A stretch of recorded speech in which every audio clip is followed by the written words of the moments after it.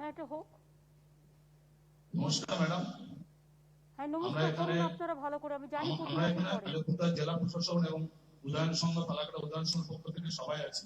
Madam আপনার অনুমতি নিয়ে আমরা আলিপুরদুয়ার দেশবন্ধু চিত্তরঞ্জন দাসের সেখানেও দেশবন্ধু চিত্তরঞ্জন দাসের ১৫০তম জন্মবার্ষিকীতে দেশবন্ধুর প্রতিকৃতি মাননীয় মুখ্যমন্ত্রী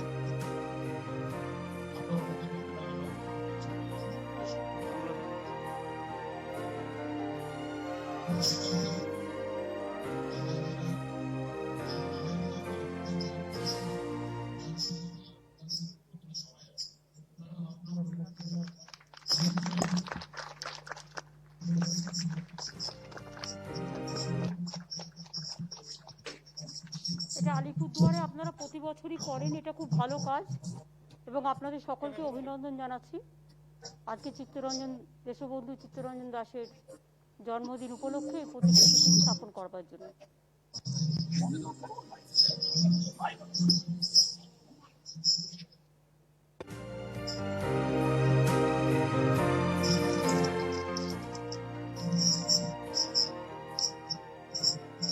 ঠিক আছে। এরপর রাজ্যের বিভিন্ন জেলায় পরিবহন দফতরের ৮টি প্রকল্প উদ্বোধন। প্রথমেই দক্ষিণ ২৪ পরগনা জেলায় নুঙ্গি জেটিতে ওখানে বিধায়ক দুলাল দাস আছেন, যিনি মহেশতলা মিউনিসিপ্যালিটির চেয়ারম্যানও বটেন। নুঙ্গি জেটি, হ্যাঁ, এটা অনেকদিন আগের থেকেই চাইছিলেন। Thank you. ওখানকার এমপি এমএলএরা, মিউনিসিপ্যালিটি চেয়ারম্যান সকলেই বলেছে, দুলালবাবু আছেন, অভিষেকরাও আমাকে বলেছিলেন এবং লোকাল স্থানীয় মানুষ বলেছিলেন। থ্যাংক ইউ এটা করবার জন্য। ম্যাডাম, হাওড়া জেলায় সারেঙ্গা জেটি, উত্তর ২৪ পরগনা জেলায় আরিয়াদহ বাস টার্মিনাস, হাওড়া জেলায় টিকিয়াপাড়া বাস টার্মিনাস, পশ্চিম মেদিনীপুর জেলার ক্ষীরপাই বাস ডিপো কাম টার্মিনাস, বীরভূম জেলায় রামপুরহাট বাস ডিপো কাম টার্মিনাস, পূর্ব বর্ধমান জেলায় কাটোয়া বাস স্ট্যান্ডের এবং হাওড়া জেলার গাদিয়ারা বাস টার্মিনাস। সর্বত্র আপনার নেতৃত্বে বিধায়করা, মন্ত্রীগণ উপস্থিত আছেন, মানুষও উপস্থিত আছেন, সবগুলি আপনার হাতে উদ্বোধন হচ্ছে। প্রত্যেকটা ইম্পর্টেন্ট জায়গা, রামপুরহাট আছে, তোমার কাটোয়া আছে, ক্ষীরপাই আছে, তারপরে গাদিয়ারা আছে, এই সমস্ত জায়গাগুলো প্রত্যেকটাই ইম্পর্টেন্ট বলে আমি মনে করি। সুতরাং এটা একটা ভালো কাজ। দেশবন্ধু চিত্তরঞ্জন দাসের জন্মদিনে কাজগুলো রেডি হয়ে পড়ে আছে, কিন্তু উদ্বোধন করা যাচ্ছিল না যেটি সমেত। সুতরাং আজকে এটা করে দেওয়াতে ভালোই হয়েছে। যারা উপস্থিত আছেন সকলকে আমার অনেক অনেক ধন্যবাদ। মিনিস্টার বা এমএলএ বা অন্যান্যরা যারা আছেন, ডিএম এসপি থেকে শুরু করে সকলকে অনেক ধন্যবাদ। এরপরে ম্যাডাম, রাজ্য জুড়ে 10টি আয়ুষ হেলথ অ্যান্ড ওয়েলনেস সেন্টারের উদ্বোধন। বাঁকুড়া, দক্ষিণ দিনাজপুর, হাওড়া, ঝাড়গ্রাম, মুর্শিদাবাদ, উত্তর ২৪ পরগনা, পুরুলিয়া, উত্তর দিনাজপুরে। এটা নারায়ণ নিগম আছে তো? নারায়ণ নিগম তো এখানে আছে উপস্থিত, হেলথ সেক্রেটারি। হ্যাঁ হ্যাঁ, 10টা আয়ুষের সেন্টার উদ্বোধন হচ্ছে, এটা করে দাও।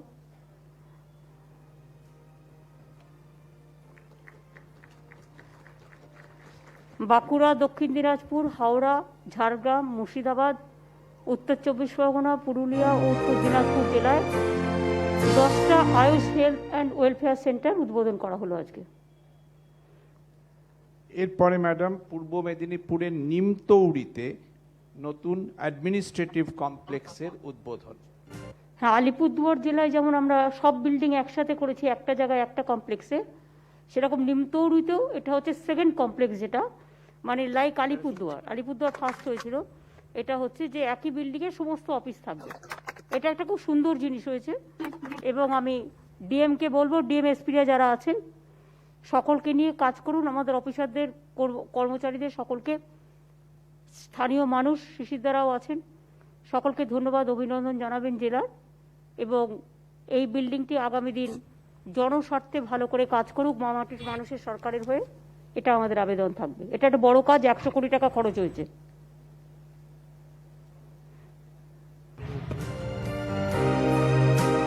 এখানে মনে হয় নতুন ডিএম বিভু গেছে না?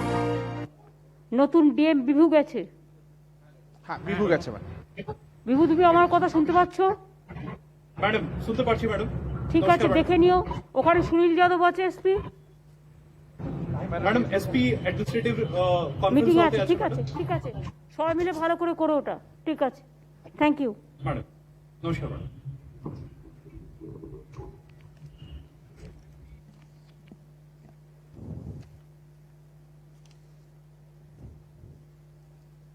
এটা একটা বড় কাজ হয়েছে।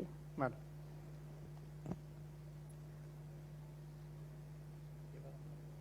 ঠিক আছে, তাহলে এবার হ্যাঁ। অ্যাডমিনিস্ট্রেটিভ রিভিউ মিটিং শুরু করো।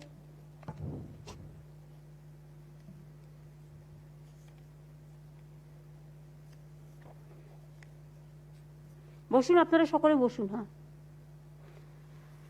প্রথমে মিটিং শুরু করবার সময় আমি সবাইকে শুভ বিজয়া এবং আগাম শুভ দীপাবলি, ছট পুজো, জগদ্ধাত্রী পুজো, তার সকল অভিনন্দন জানাচ্ছি সকলকে। দুর্গা পুজো আপনারা খুব শান্তিপূর্ণভাবে করেছেন। আমি অ্যাডমিনিস্ট্রেশনের সকলকে, পুলিশের সকলকে এবং আমি সমস্ত ক্লাবগুলোকে, পুজো কমিটিগুলো থেকে শুরু করে সর্বধর্ম সমন্বয় সকলকেই ধন্যবাদ এবং কৃতজ্ঞতা জানাচ্ছি। আগামী দিন কালী পুজো আছে, দীপাবলি আছে, ছট পুজো আছে, জগদ্ধাত্রী পুজো আছে। ঠিক এইভাবেই শান্তিপূর্ণভাবে, যাতে কোভিড স্প্রেড না করে, মানুষের কোনো অসুবিধে না হয়, এটা দেখে নিয়ে আমরা যতটা পারবো আমরা চেষ্টা করব নিজেদের দায়িত্ববদ্ধতা, নিজেদের দায়িত্বশীলতাকে বজায় রেখে। ক্লাবগুলো আমাদের হেল্প করবেন, প্রশাসন তাদের সাথে কথা বলে নেবেন জেলা ওয়াইজে, ব্লক ওয়াইজে, যাতে কোনো রকম কোনো প্রবলেম না হয়। বিসর্জনের ব্যাপারটাও দেখে নেবেন, বাজির ব্যাপারটাও দেখে নেবেন। একটা গাইডলাইন্স অলরেডি দেবে, স্টেটও দেবে, কারণ ওদের একটা মিটিংও আছে। গাইডলাইন্স দেওয়ার পরে সেই মতো আপনারা কাজ করবেন। কালী পুজোর বিসর্জন, দুর্গা পুজোরটা মনে রাখবেন, একবারে না করে দুদিন টাইম নেবেন, যাতে একই দিনে সব একসাথে না বিসর্জন করে, আর বিসর্জনের নামে বড় বড় মিছিল না করে। কেউ কেউ আমি দেখতে পাচ্ছি প্যান্ডামিক ল মানছেন না, এবং বিশেষ করে আমি ধন্যবাদ জানাই স্থানীয় মানুষকে, সাধারণ মানুষকে। তারা কিন্তু প্যান্ডামিক লটা মানছেন, পুজো কমিটিও মেনেছেন, এবং আমরা কৃতজ্ঞ যে হাইকোর্টও এটাকে অ্যাপ্রিসিয়েট করেছে।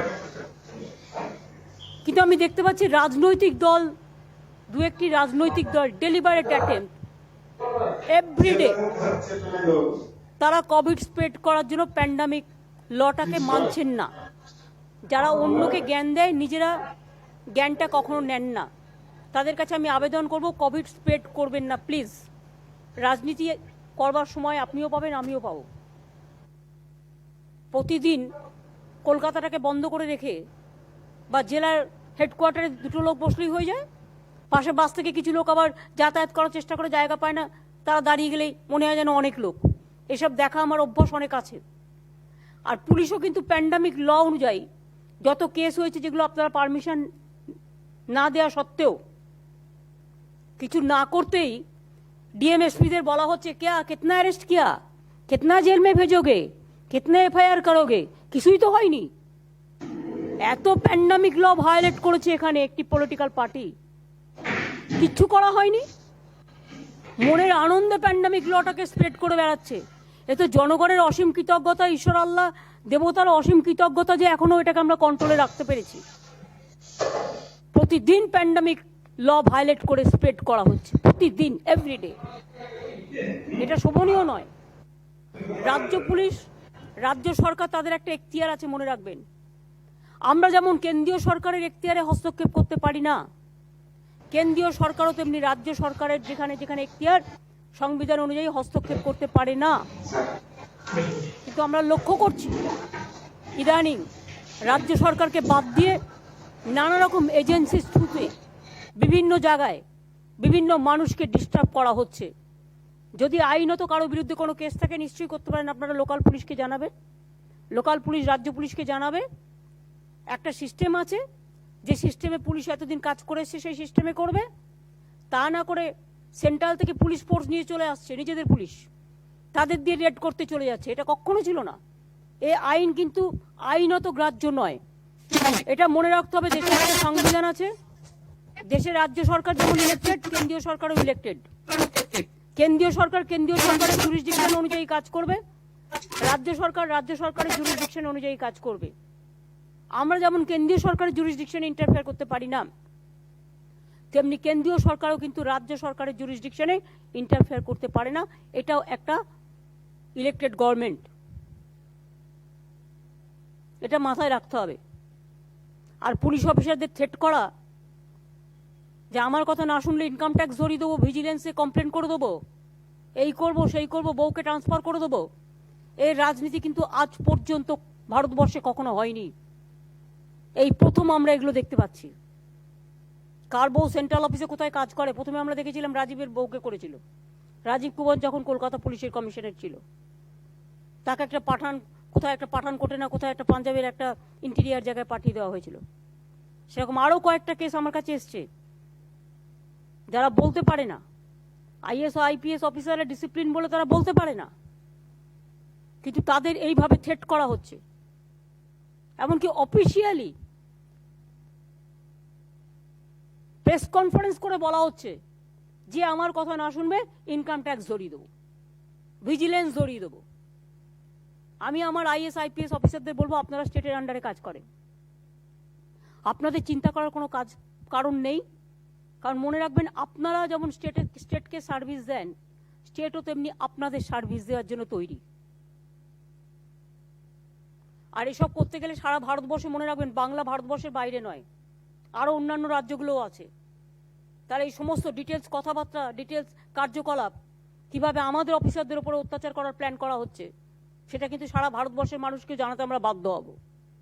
আমি আশা করি যে যার ভদ্রতা মেনটেন করে কাজ করবেন। জুরিসডিকশন আপনারা আপনাদের সীমাবদ্ধতা বজায় রাখবেন, আমরা আমাদের সীমাবদ্ধতা বজায় রাখবো। লক্ষণের দণ্ডি রেখা যেন কেউ পরস্পর আমরা যেন অতিক্রম না করি। আর প্রত্যেকে যেন প্রত্যেকের প্রতি যে কনস্টিটিউশনাল অব্লিগেশন আছে, কনস্টিটিউশনাল রেসপন্সিবিলিটিস আছে, দায়বদ্ধতা আছে, সেগুলো মেনে যারা আমরা কাজ করতে পারি, এটা যেন মনে রাখতে হবে।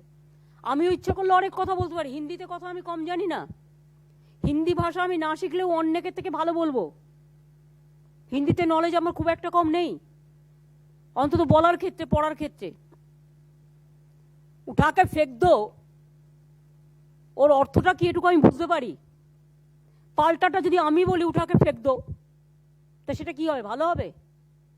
সুতরাং মনে রাখুন, যার যার নিজস্বতা নিজের কাছে বজায় রাখুন। ভালো থাকুন, সুস্থ থাকুন, আপনাদের শারীরিক পারিবারিক মঙ্গল আমরা কামনা করছি। দিওয়ালির আগে goods and red the good sense peoples. আমি এটা বলে আমি আমাদের অফিসারদের বলবো, কোভিডে আপনারা অনেক কাজ করেছেন, তা সত্ত্বেও আমি দেখেছি কালকে সমানে সমালোচনা করে বেঙ্গলকে গালাগালি দেওয়া হয়েছে। যেখানে কেরালায় 10,000 কেস হচ্ছে রেগুলার, মুখে লুকো প্লাস্টার লাগিয়ে বসে আছে, বলছে না। আমরা বলছি না, তার কারণ হচ্ছে হতেই পারে কোনো সময় কোনো একটা স্টেটে বেশি হতেই পারে, কম হতেই পারে, স্টেটরা চেষ্টা করছে, আমি কেন একটা স্টেটকে ব্লেম করব? কিন্তু একটা পলিটিক্যাল পার্টি রুলিং কখন সেন্টারে থাকবে, কখন স্টেটে থাকবে। সবসময় বাংলাকে ডিফেম করার একটা প্রবণতা, একটা অপচেষ্টা, একটা প্রচেষ্টা, একটা কুৎসা করার একটা টেন্ডেন্সি আমি দেখছি চলছে।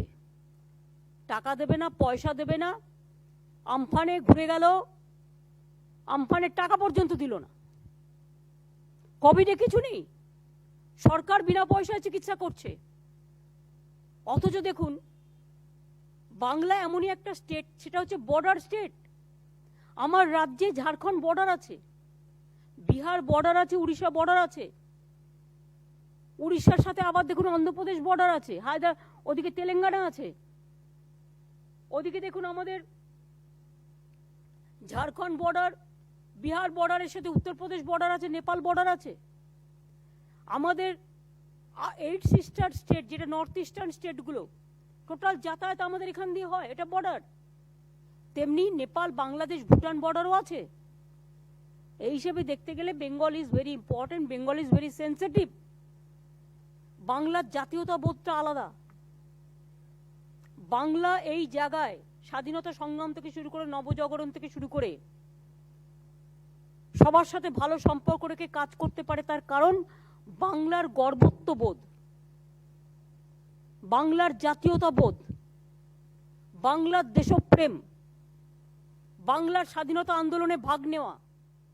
এমনকি গান্ধীজিও যখন দেশে আন্দোলন চলতো, ম্যাক্সিমামটা তিনি বাংলা, বিহারকে বেছে নিতেন। 15ই আগস্ট দেশ যখন স্বাধীন হয় সেদিন কিন্তু ফ্রিডম অ্যাট মিডনাইটে গান্ধীজি দিল্লিতে ছিলেন না, তিনি বেলেঘাটায় ছিলেন গান্ধী ভবনে দাঙ্গা আটকানোর জন্য। এটা মনে রাখতে হবে, এগুলো ইতিহাস। কাজেই গান্ধীজি, রবীন্দ্রনাথ, স্বামী বিবেকানন্দ, দেশবন্ধু চিত্তরঞ্জন দাস, নেতাজি নজরুল থেকে শুরু করে, স্বামী বিবেকানন্দ থেকে শুরু করে, এমনকি দেশের যারা মহান পিতা, মহান নেতা, সে ডক্টর রাজেন্দ্র প্রসাদই হোক, এপিজে আবুল কালামই হোক, আম্বেদকর সাহেবই হোক, বিরসা মুন্ডাই হোক, বল্লভভাই প্যাটেলই হোক, সে আমাদের লালবাল পালই হোক, আমরা সকলকে সম্মান করি। এমন কেউ নেই যে কাউকে আমরা সম্মান করি না। এটা কিন্তু বেঙ্গলের শিক্ষা নয়। বেঙ্গলের প্রাইমারি এডুকেশন থেকে এগুলো শেখানো হয়। এরা দেশের নেতা, এরা জাতীয় নেতা, এরা দেশের পিতা, এরা দেশের মাতা। এটা হচ্ছে আমাদের ধর্ম, মানবিকতা ধর্ম। এবং বাংলার যে জাতীয়তাবোধ, এই জাতীয়তাবোধ ভেঙে দিয়ে বহিরাগত কিছু লোক এসে যদি মনে করে বাংলাটাকে ধ্বংস করে দেবো, সেটা বাংলা মানবে না। এটা বাংলা কখনো মাথা নত করে না। আমরা প্রত্যেকটা রাজ্যের তার নিজস্বতাকে সম্মান করি, কারণ আমরা যে কেউ হোক না কেন, আমার সব অফিসাররা সবাই তো বাংলার নয়, বাইরে তাদেরও বাড়িঘর আছে, তাদেরও আত্মীয় স্বজন আছে। Each and everybody respect everybody. কিন্তু এটা মনে রাখতে হবে, আমাদের জাতীয়তাবোধকে আঘাত করার চেষ্টা করলে আমরা ছেড়ে কথা বলবো না। কোভিড আপনারা জানেন যখন হয়েছিল, 7-8টা স্টেট তো যাতা হয়েছে একদম। মুম্বাইতে কত হয়েছিল প্রতিদিন, চেন্নাই আমরা দেখেছি কত হয়েছে, কেরালা কত হয়েছে, দিল্লি কত হয়েছে, হরিয়ানা কত হয়েছে। আমি নাম করে বলছি না, ইউপি কত হয়েছে, তো রেকর্ডই রাখে না। বিজেপির স্টেটগুলো তো রেকর্ডই রাখে না, অনেক স্টেট তো রেকর্ডই রাখে না। আমরা রেকর্ড রাখি বলে বলতে পারি। তো আমাদের এখানে কাজ করতে গিয়ে আমার এতগুলো অফিসার মারা গেল, তাদের জীবনের কোনো দাম নেই। আমার কতগুলো ভিডিও মারা গেল, লাস্ট উইকে 2টো ভিডিও মারা গেছে আমার যারা কোভিড ওয়ারিয়ার।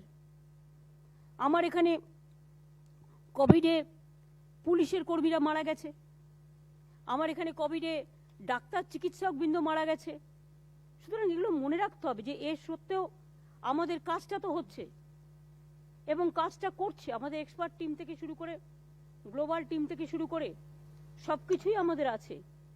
এগুলোকে ভালো করে মনে রাখতে হবে যে আমাদের জেলা প্রশাসন থেকে শুরু করে তারা না করলেও কিন্তু কাজটা আমরা করতে পারতাম না। আমার জেলার এসপি, ডিএম থেকে শুরু করে আমাদের বিডিও বা অন্যান্য অফিসাররা থেকে শুরু করে সবাই কাজ করছেন। এবং তাই আজকে ডিসচার্জ রেট বাংলায় 88.88। প্রথমে কিন্তু এটা অনেক বেশি ছিল, অনেক কম ছিল, আস্তে আস্তে বেড়েছে। ডেথ রেট আগে অনেক ছিল এবং এর মধ্যে 84% হচ্ছে কোমরবিডিটিস, যার অন্যান্য কোনো না কোনো অসুখ আছে। এখন সেটা 1.8% হয়েছে। Positive rate 8.23%। দুর্গাপুজো এত বড় ফেস্টিভ্যাল হয়ে যাওয়া সত্ত্বেও আমাদের কাছে কিন্তু এটা স্প্রেড করেনি। টাচউড, এটাই আমরা চেষ্টা করব। রেল চালু হবার পর চিফ সেক্রেটারি এটা কথা বলে নেবে, যাতে রেল যখন চালু হবে, এমনিতেও লং ডিস্টেন্স চলছেই, গাড়ি চলছেই, যে যাতে স্যানিটাইজেশনটা ঠিক মতো হয় আর যাতে ট্রেনের সংখ্যাটা বেশি বাড়ানো হয়। কম থাকলে একটা কামরায় গিয়ে গাদা গাদা লোক উঠবে, কিন্তু ট্রেনের সংখ্যা বেশি থাকলে তাহলে কিন্তু একটা কামরায় গাদা গাদা লোক উঠবে না। যাতে এটার জন্য কোভিড স্প্রেড না করে সেটা কিন্তু লক্ষ্য রাখতে হবে। আর যারা মিছিল করে যাচ্ছে ইরেসপন্সিবল, পারমিশন ছাড়া, তারা কিন্তু কোভিডটাকে বাড়াচ্ছে। তাদের আমি অনুরোধ করবো এটা না করতে।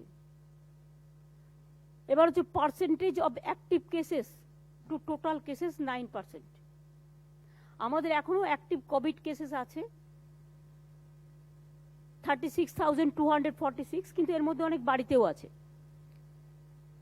আমাদের ডেডিকেটেড কোভিড হসপিটাল 96 আছে, গভর্নমেন্ট হসপিটাল 41, এবং গভর্নমেন্ট যেটা প্রাইভেট হসপিটালকে রিকুইজিশন করেছেন সেটা 55। প্রত্যেকটা ডিস্ট্রিক্টে অ্যাটলিস্ট একটা কোভিড হসপিটাল আছে যেখানে সিসিইউ ফেসিলিটি দিয়ে কোভিড হসপিটাল বেড আমাদের প্রায় 12,966 আছে। এগুলো সমস্ত আছে। সেফ হোমও আমাদের প্রায় 11,507 বেড আছে, 200 সেফ হোম। আমাদের ভেন্টিলেটর প্রায় 1,090 আছে। আচ্ছা, আমরা কিন্তু ওর ছবিটা পাচ্ছি না, এই স্যাররা আছে তো? কোন ছবিটা? কোন ছবিটা?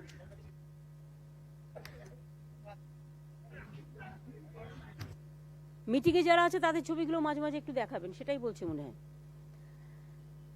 এবার হচ্ছে ভেন্টিলেটর আমাদের প্রায় 1,090 আছে। হাই ফ্লো নাসাল ক্যানুলা এটাও আমাদের প্রায় মোর দ্যান 500 আছে। সেফ হোম বেড 11,500 আছে এখনো।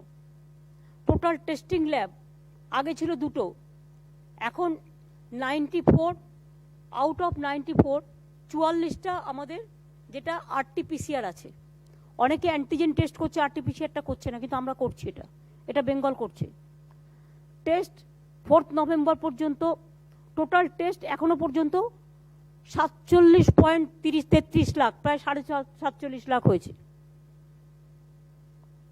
এছাড়াও কল সেন্টার, ওয়ার্ল্ড সেন্টার যেটা ওয়ার্ল্ড গ্লোবাল গ্রুপ, তারপরে Covid management system, protocol monitoring system, expert team testing, এগুলো সবই হয়েছে, সবই আছে। Plasma bank.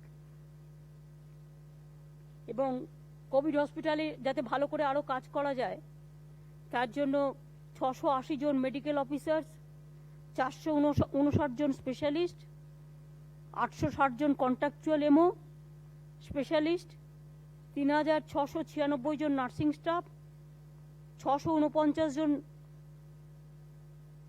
Medical testing lab, 175 MTCCU and 157 contractual MTCCU improve করা হয়েছে ফর ট্রিটমেন্ট।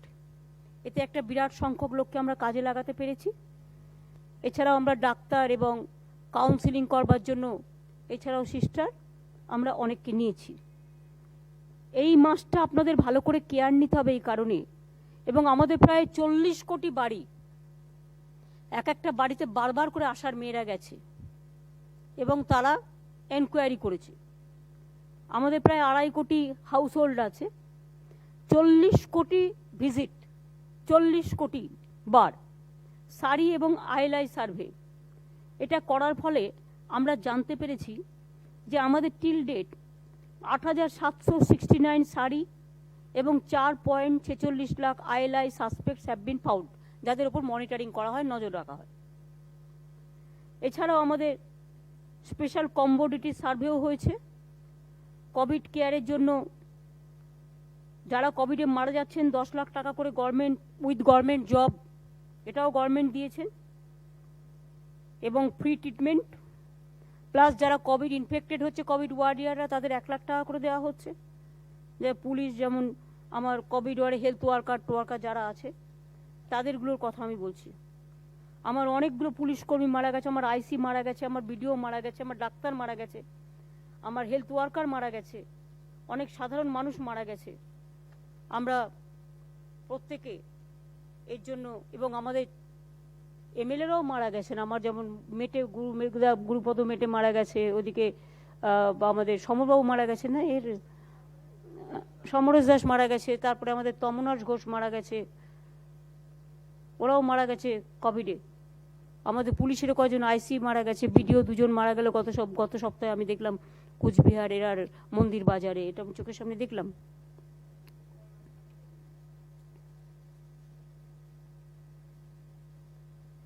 আজকে কয়েকটা পয়েন্ট নিয়ে আমি আলাপন যেটা বলবো, এটা আমাদের তো আমরা লাস্ট আগস্ট মাসে করেছিলাম অ্যাডমিনিস্ট্রেটিভ রিভিউ মিটিং,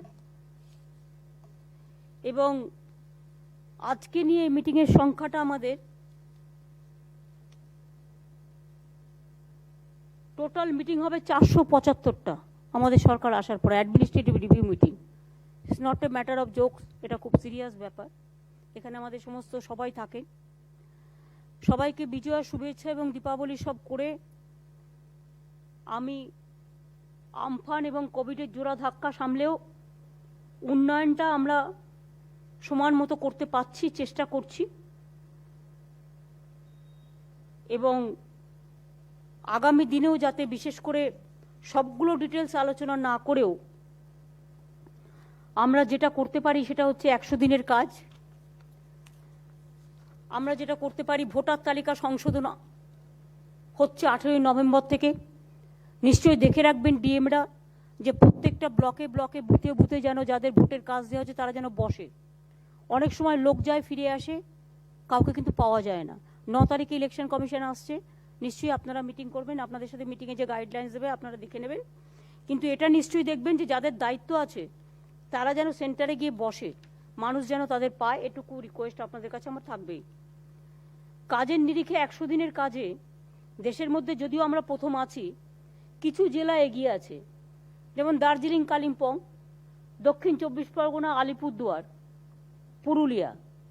কিছু জেলা পিছিয়ে আছে, জোর দিতে হবে, যেমন পূর্ব বর্ধমান, হাওড়া, কুচবিহার এবং নদিয়া। নদিয়া পার্থ নতুন গেছে, আমি বলবো ওকে দেখে নিতে। পূর্ব বর্ধমান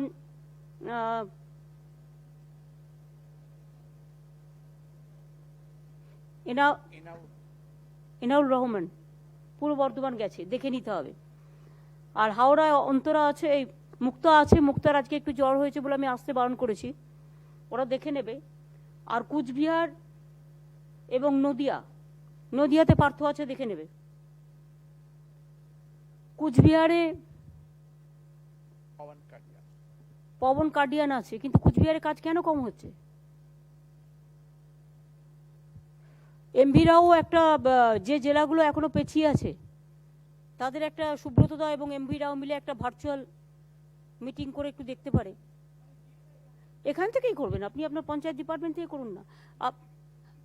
হ্যাঁ হ্যাঁ, আমি একটা ধন্যবাদ দিতে চাইছি মুর্শিদাবাদ জেলাকে এবং পূর্ব মেদিনীপুর, পশ্চিম মেদিনীপুর জেলাকে, যে রাজ্যের প্রায় 3,44,000 মাইগ্রেশন লেবারকে নতুন জব কার্ড দেওয়া হয়েছে এবং 5,92,000 মাইগ্রেন্ট লেবারকে 100 দিনের কাজ দেওয়া হয়েছে। সব থেকে বেশি লেবারকে জব কার্ড দেওয়া হয়েছে পশ্চিম মেদিনীপুর জেলায়, 81,869 জন। আর সব থেকে বেশি মাইগ্রেন্ট লেবারকে 100 দিনের কাজ দেওয়া হয়েছে মুর্শিদাবাদ জেলায়, 1,15,381। আমি ডিএমকে বলবো এটা দেখে নিয়ে যাতে কারো কোনো অসুবিধা না হয় এগুলো দেখে নেবেন। এবং অন্যান্য জেলার ডিএমরাও যেটা আছেন, যদি দেখেন যারা এসছিল তারা এখনো পড়ে আছে, হয়তো যায়নি, কাজ নেই, তাদের চেষ্টা করবেন। আমাদের তো মাটির সৃষ্টি প্রকল্পতেই শুধুমাত্র আমাদের প্রচুর কাজ হবার কথা আছে। মাটির সৃষ্টি প্রকল্পতে রাজীব একটু বলো তো কতজনের কাজ হওয়ার কত কি আছে? অল্প কথায়। এখানে তো আপনারা এই মাইগ্রেন্ট ওয়ার্কার থেকে শুরু করে যারা কাজ পাচ্ছে না, কলকাতায় ডেলি আসতে পারছে না, তাদের এই কাজগুলোতে ইনভলভ করুন না। তাহলে তাদের রেশনটা যেমন আমরা ফ্রিতে দিচ্ছি, রেশন ফ্রিতে দেওয়া যেন কোনো রকম প্রবলেম না হয়। যাদের রেশন কার্ড নেই আমরা স্লিপ দিচ্ছি, আমরা কুপন দিচ্ছি, সেটাও যেন কন্টিনিউ করে। আইসিডিএস সেন্টারে যে বাচ্চাগুলো খেতে যায় মিড ডে মিল, তাদের বাড়িতে খাবারটা যেন ঠিক মতো পৌঁছে যায়, যেটা আমরা দিচ্ছি শুকনো ড্রাই ফুড। সেইভাবে আমার প্রস্টিটিউট এরিয়া বলুন, আমার ট্রান্সজেন্ডার বলুন, বা সমাজের যারা গরিব বলুন, মাইগ্রেন্ট ওয়ার্কার বলুন, সবাই যেন রেশন থেকে বঞ্চিত না হয় সেটা দেখে নেবেন। 2 হচ্ছে মাটির সৃষ্টি প্রকল্পে স্বাস্থ্য এখানে ফ্রি, কোনো অসুবিধা নেই। স্কুলগুলো তো এখন ডিসেম্বর পর্যন্ত ছুটি আছে, পরে দেখে নেব, আগে সিচুয়েশন দেখে। ডিসেম্বরের ফার্স্ট উইক পর্যন্ত তো ছুটি আছে, পরে দেখে নেব। কিন্তু বাদবাকি আমার মনে হয় যেটা মাটির সৃষ্টি প্রকল্পে কাজ দুটো জেলায় ভালো হচ্ছে, একটা পুরুলিয়া আর একটা মনে হয় সম্ভবত ঝাড়গ্রাম বা মিদনাপুর। বাদবাকি জেলাগুলো কিন্তু কাজ হচ্ছে না। রাজীব, তুমি জাস্ট ইন্টেনশনটা বলো, তারপরে আলাপন ধরবে এটাকে। ম্যাডাম, 6টা পশ্চিমাঞ্চল জেলাতে দেখা গেছে যে অনেক অনুর্বরক জমি আছে, প্রায় 50,000 একর জমি আছে যেখানে কিছুই হয় না, কোনো চাষ হয় না, মৎস্য পালন অথবা প্রাণী সম্পদে কোনো কাজ হতো না। সেই ধরনের জমিকে আইডেন্টিফাই করা হয়েছে। তার মধ্যে ইতিমধ্যে 10,400 একর ল্যান্ডের উপরে কাজ শুরু হয়ে গেছে, যেখানে আমরা 320টে কোঅপারেটিভ অথবা সোসাইটি অফ ফার্মার্স গ্রুপ করেছি, তার মধ্যে এসএসজি ইনভলভ রয়েছে। অলরেডি এই 10,000 একর ল্যান্ডের উপরে 10 লক্ষ মতন প্লান্টেশন হয়ে গেছে, যেটা আমাদের জোর ছিল ম্যাডাম, যেহেতু প্লান্টেশন একটা সময় সাপেক্ষ ব্যাপার থাকে, মনসুনের সময় বৃষ্টির সময় করতে হয়, কাজে মেন ফোকাস ছিল হর্টিকালচার। এখন পাশাপাশি আমরা 253 ফিশারিজ ওখানে নতুন প্রকল্প সৃষ্টি করা হয়েছে, শুরু হয়ে গেছে। এবার এই মাস থেকে ওখানে অ্যানিমাল রিসোর্স ডেভেলপমেন্টের কাজ শুরু হবে, যে ওখানে পাশাপাশি প্লান্টেশন সঙ্গে ভেজিটেবল চাষ হচ্ছে, যাতে লাগাতার প্রতি মাসে প্রতি সপ্তাহে ইনকাম হতে থাকে। গত 3 মাসের মধ্যে 26 লক্ষ টাকার ভেজিটেবল সেল করেছে ওখানকার এসএসজিরা। এটা আউটলেট করা হয়েছে কয়েকটা জেলাতে, পুরুলিয়া ভালো কাজ করেছে, সেটা আমরা অন্য জেলাকেও বলেছি যে ওখানে যাতে এটা করা হয়। Bankura, Birbhum, yes madam. পশ্চিম মেদিনীপুর, ঝাড়গ্রাম, পুরুলিয়া, এই জেলাগুলোকে যখন আইডেন্টিফাই করেছো, এটা আলাপনকে যেটা করতে হবে যে যারা কনসার্ন ডিপার্টমেন্ট আছে তাদের নিয়ে একটা কন্টিনিউয়াস মনিটরিং কমিটি করে তাদের পার্সু করতে হবে। একটা হচ্ছে মাটির সৃষ্টি, কারণ এখানে লক্ষ লক্ষ কর্মসৃষ্টি হতে পারে। আর 2 হচ্ছে পথশ্রীর যে পরিকল্পনা আমাদের, প্রায় 13,000 কিলোমিটার রাস্তা, 15,000 কিলোমিটার। আর আমার কথা হচ্ছে 15,000 কিলোমিটার রাস্তার মধ্যেও মনে রাখতে হবে যে কিছু কিছু রাস্তা কন্ট্রাক্টরদের বলতে হবে যে রাস্তা তৈরি হবে সেই রাস্তা 3 বছর পর্যন্ত কিন্তু তাদের দায়িত্ব নিয়ে দেখতে হবে। আর এই টাকাটা কিন্তু রাজ্য সরকারের টাকায় হচ্ছে, কোনো কেন্দ্রীয় সরকারের নিজের কোনো জমিদারি থেকে টাকা দিচ্ছে না। আমাদের এখান থেকে 40-50% টাকা তুলে নিয়ে যায় কেন্দ্রীয় সরকার নানা রকম ট্যাক্স বাবদ, কিন্তু রাজ্য সরকারের পাওনা বাবদ কিছু দেয়, সেই টাকাটা কেন্দ্রীয় সরকারের টাকা হিসেবে গ্রাহ্য হয় না, এটা রাজ্যের টাকা। এটা মাথায় রাখবেন, যে টাকা আমরা পাই সে টাকাও আমরা পাই না, জিএসটিরও টাকা দেয় না, FRBM এরও টাকা দেয় না, কি যে করে ভগবান জানে। তার মধ্যে থেকে আমার মনে হয় যেটা করতে হবে, আমরা মনিটরিংটার উপর আমাদের জোর দিতে হবে, পথশ্রী, আর একটা হচ্ছে এই মাটির সৃষ্টি পরিকল্পনা। ম্যাডাম, মাটির সৃষ্টিতে ইতিমধ্যে এই কোভিড থাকা সত্ত্বেও 14,70,000 ম্যান্ডেজ ক্রিয়েট হয়েছে, এরা কর্মসংস্থান এতটা সৃষ্টি হয়েছে ওখানে। আর বাকি যে 40,000 ল্যান্ড পড়ে আছে সেটা এখন থেকেই প্রস্তুতি নিতে হবে, যাতে সামনে বছরে আমরা ধরে বাকি এরিয়াটাও কভার করতে পারি। 3 লক্ষ টোটাল এমপ্লয়মেন্ট জেনারেট হবে এখানে ম্যাডাম উইদিন। দেখো, সব রাজ্যে কিন্তু এমপ্লয়মেন্ট জেনারেশন কমে গেছে, কিন্তু বেঙ্গল একমাত্র দাঁড়িয়ে আছে মাথা উঁচু করে। এই জন্যই 100 দিনের কাজ বলো, মাটির সৃষ্টি বলো, পথশ্রী বলো, নানা রকম কাজের মধ্যে দিয়ে আমি চাইছি ডিপার্টমেন্ট টু ডিপার্টমেন্টকেও একটু ভালো করে পার্শ্ব করতে হবে।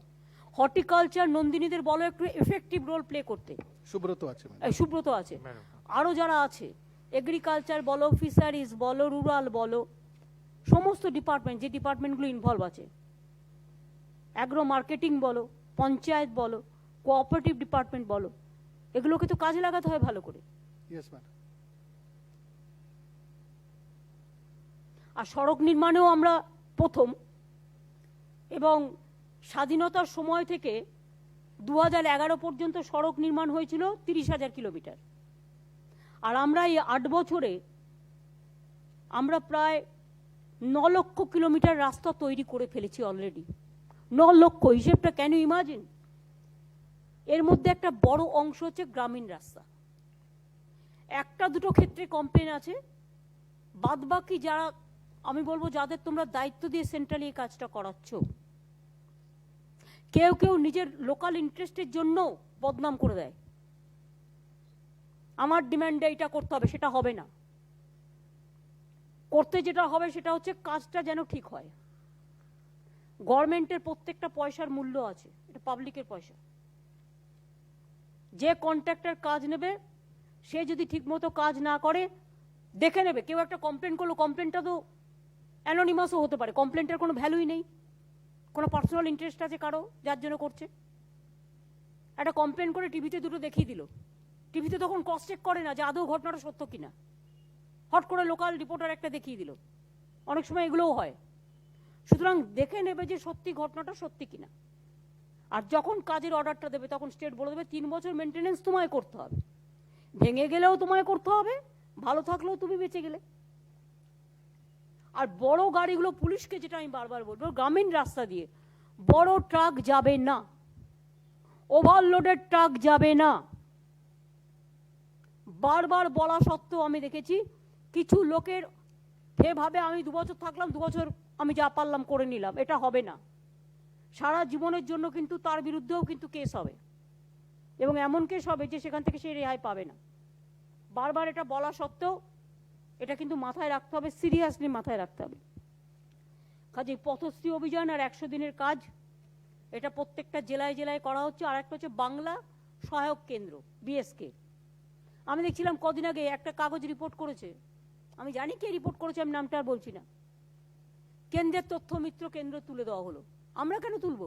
তো প্রাইভেটে ছিল, প্রাইভেটের সেই কোম্পানি সম্ভবত চালাতো, এবং তারা এক একটা ইনফরমেশনের জন্য জনগণের কাছে পয়সা নিত।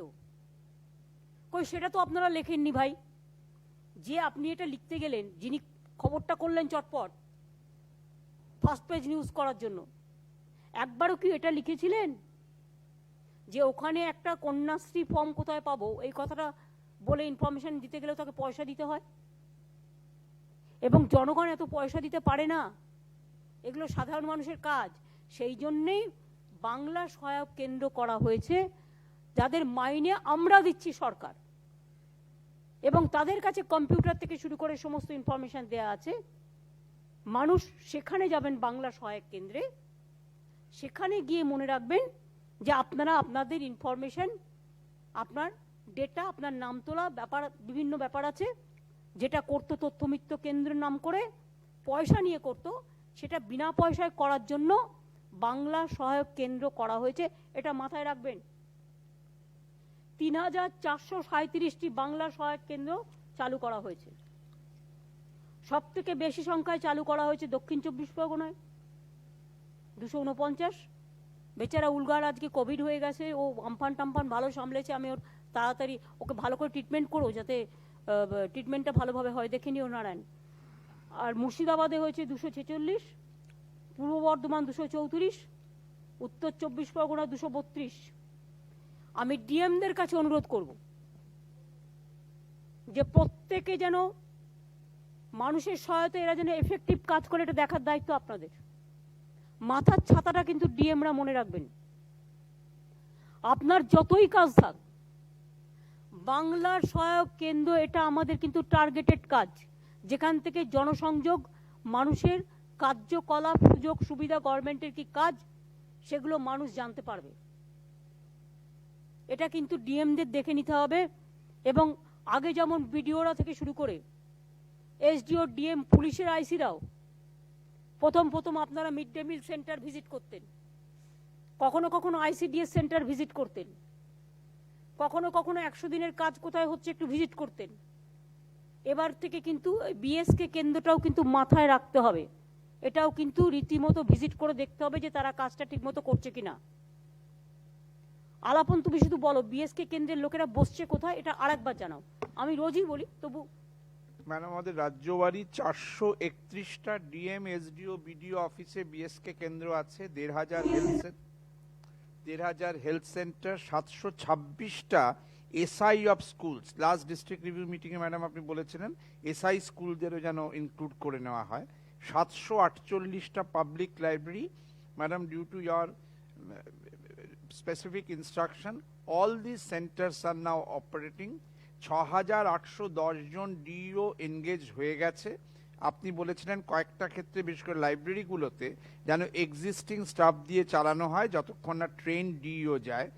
এবং যেখানে যেখানে বাংলা সহায়ক কেন্দ্র হবে একটা করে বোর্ড লাগিয়ে দেবে, বোর্ড লাগিয়ে দেওয়া হচ্ছে।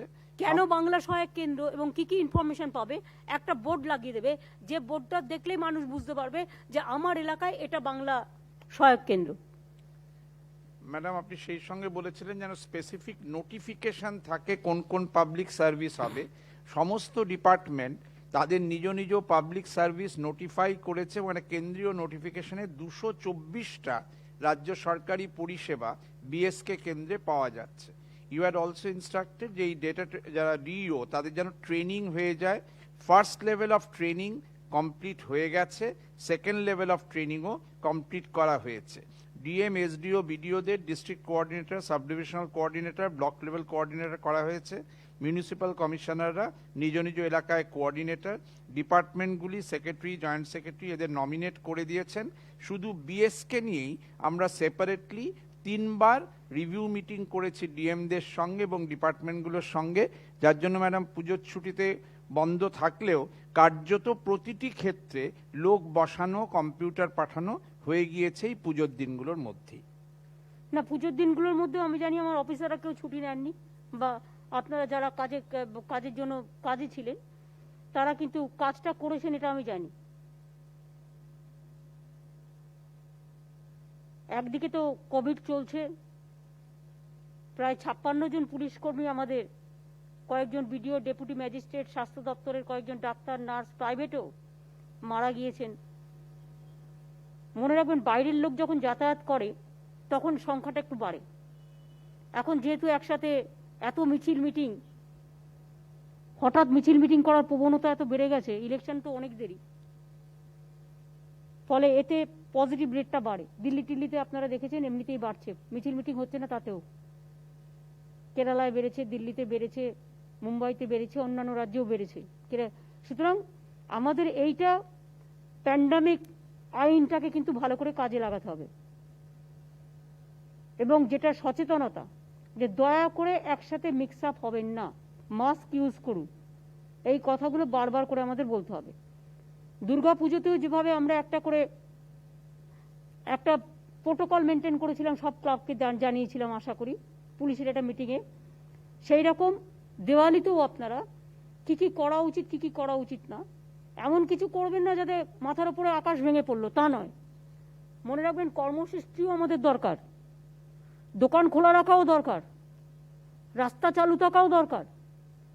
আবার উৎসব একদম পালন হবে না সেটাও নয়, উৎসব পালন করাও দরকার, কিন্তু শান্তিপূর্ণভাবে দায়িত্বশীলতার সাথে একটা সিস্টেম করে দেবেন, যেটা দুর্গাপুজোয় করা হয়েছিল সেই সিস্টেম অনুযায়ী যাতে বাদবাকি প্রোগ্রামগুলো হয় সেটা নজরে রাখবেন, তাহলে অনেকটা কাজ হয়ে যাবে। হ্যাঁ, আলাপন আর কি বলার আছে বলো, তোমাদের আর কি ডিএমদের বলার আছে?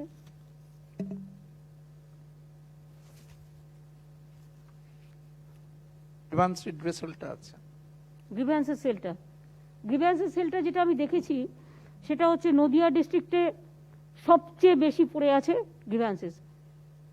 বিভু তখন নদিয়া ডিস্ট্রিক্টের ডিএম ছিল, বিভু কি কাজগুলো করোনি নাকি? তোমার ওখানে কেন 34.50% পড়ে থাকবে? আর পশ্চিম বর্ধমান ডিস্ট্রিক্টে 11.90। পূর্ণেন্দু ওখানে তো মাঝি গেছে, পূর্ণেন্দু মাঝি, তুমি দেখে নাও কাজগুলো। এই দুটো ডিস্ট্রিক্টে কিন্তু ম্যাক্সিমাম পড়ে আছে। ডিএম নদিয়া ডিস্ট্রিক্ট পার্থ, কাজগুলো গিয়ে দেখে নাও, তোমার অভিজ্ঞতা আছে, হ্যাঁ দেখে নাও। পশ্চিম বর্ধমান 11.90% কেন পড়ে আছে এটা ডিএম দেখে নেবেন। পূর্ব মিদনাপুরে 3.90% পড়ে আছে, বিভু দেখে নেবে।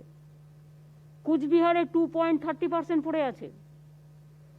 নর্থ 24 পরগনায় 2.10। উত্তর 24 পরগনাও তো আমরা চেঞ্জ করেছি, তাই তো? সুমিত গেছে, ও শরীর ভালো হয়েছে, করোনা হয়েছিল, শরীর ঠিক আছে? শরীর ঠিক আছে?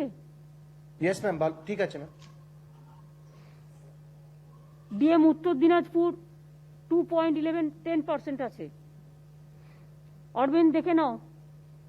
ডিএম বাঁকুড়া 1.50%, কম আছে বাট দেখে নিতে হবে।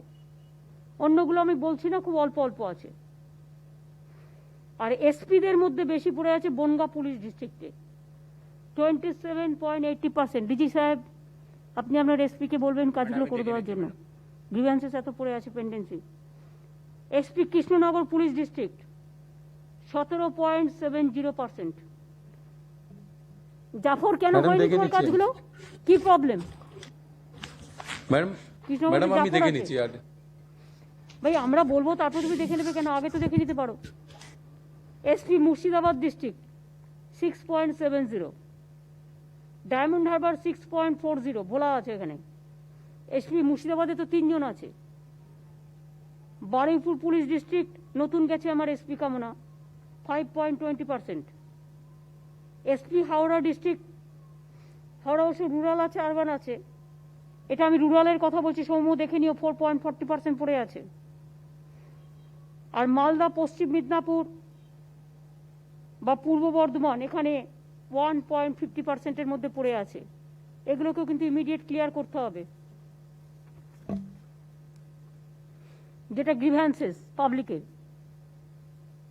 সিপি ব্যারাকপুর পুলিশ কমিশনারেটে পুজো ছিল, তা সত্ত্বেও বলি 5.80% পড়ে আছে। মনোজ, তুমি দেখে নিও, যদি জেনুইন কেস হয় কেসগুলোকে ক্লিয়ার করতে হবে। সিপি কলকাতা 4.40%, সিপি আসানসোল দুর্গাপুর সুকেশ আছে, যদিও ওটা একটু প্রবলেমেটিক জায়গা। অনেকগুলো রেড আজকে করেছে সিআরপিএফকে নিয়ে, পুরুলিয়া, বাঁকুড়া, আসানসোল, এটা আমি শুনেছি। লোকাল পুলিশকে বাদ দিয়ে সিআরপিএফকে নিয়ে এসে একদিকে হোম মিনিস্টার চলে গেছে বাঁকুড়ায় নিমন্ত্রণ খেতে, অন্যদিকে পাশাপাশি 3টে জেলায় রেড চলেছে। কি প্ল্যানিং বাপরে বাপ! একেবারে ট্রাম্পকেও হার মানিয়ে দেবে। অবশ্য ট্রাম্প নিজেই হেরে যাচ্ছে, ট্রানজিটে আছে।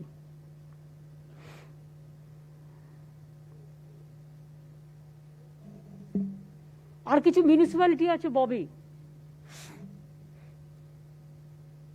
বিধাননগর মিউনিসিপ্যাল কর্পোরেশনের এখন যদিও বোর্ড নেই, মানে এমনি বোর্ড আছে বাট ইলেক্টেড বোর্ড নেই, 97.70%। কেন পড়ে আছে দেখে নাও তো কাজগুলো কি। তোমার খলিল আছে, খলিল কি করে? খলিল এই কাজগুলো দেখে না, মনিটরিং করে না। তুমি তো ভালো অফিসার ভাই, আগে তো তুমি কাজ করতে, এখন কেন করো না? 3%, আমার এখানে আছে 97.70%। এই সেলিম, ও বলছে 3%, তুমি বলছো 97.70। কারটা ঠিক? ওভারঅল নয়, কর্পোরেশন। আমি বিধাননগর কর্পোরেশন স্পেসিফিক বলেছি। খলিল সাহেব, আপনাকে বিধাননগর কর্পোরেশনের ওকে ডেকে নিয়ে এটা করাতে হবে। বিধাননগর আপনার ডিপার্টমেন্ট বলছে না, বিধাননগরে প্রত্যেক কর্পোরেশনে একটা আপনি রিভিউ নেবেন। Durgapur municipal corporation Bobby 95.50%।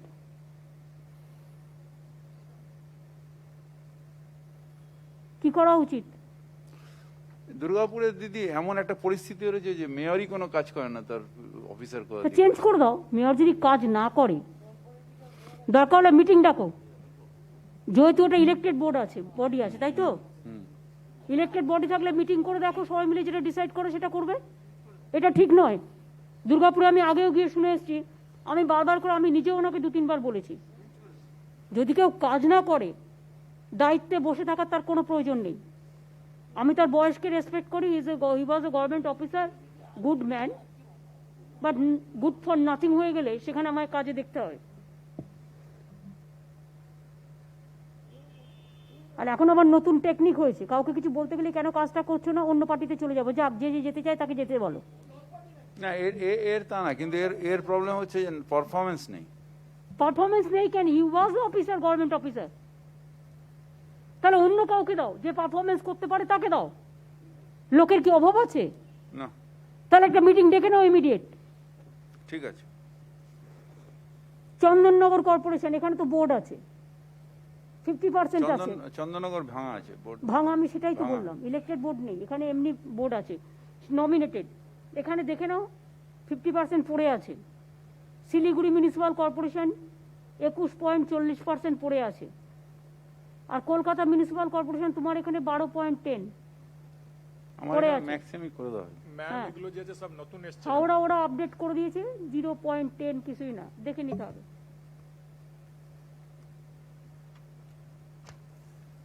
আর ডিপার্টমেন্ট অনুযায়ী আমরা যেটা রিভিউ করে দেখেছি, পঞ্চায়েত অ্যান্ড রুরাল ডেভেলপমেন্ট 48.20% পড়ে আছে।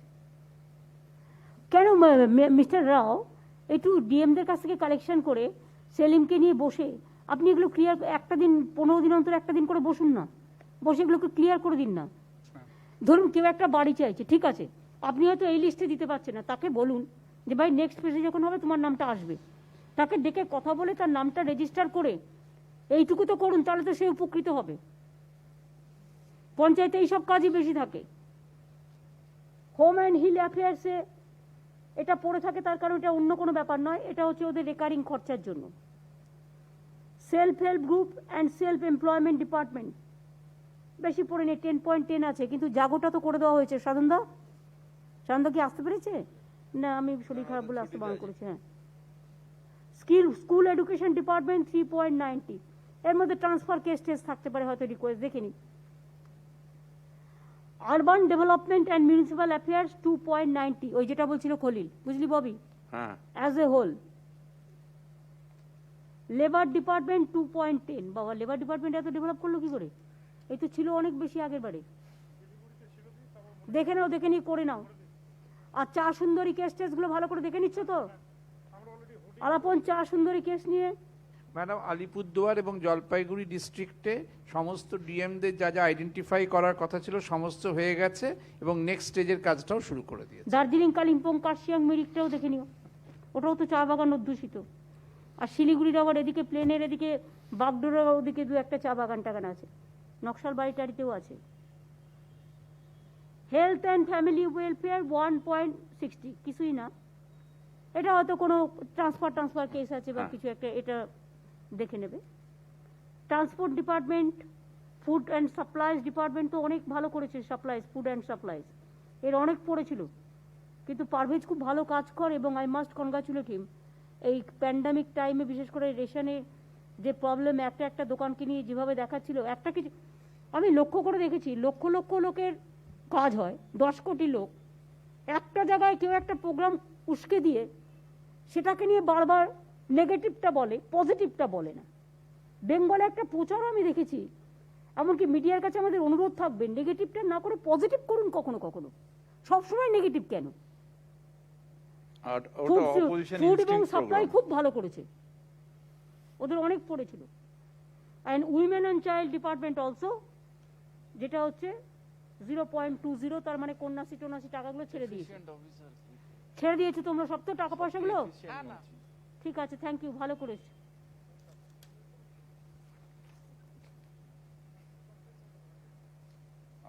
আমার কি আপনি এফিশিয়েন্ট বেশি, আমার 3, আপনার 0।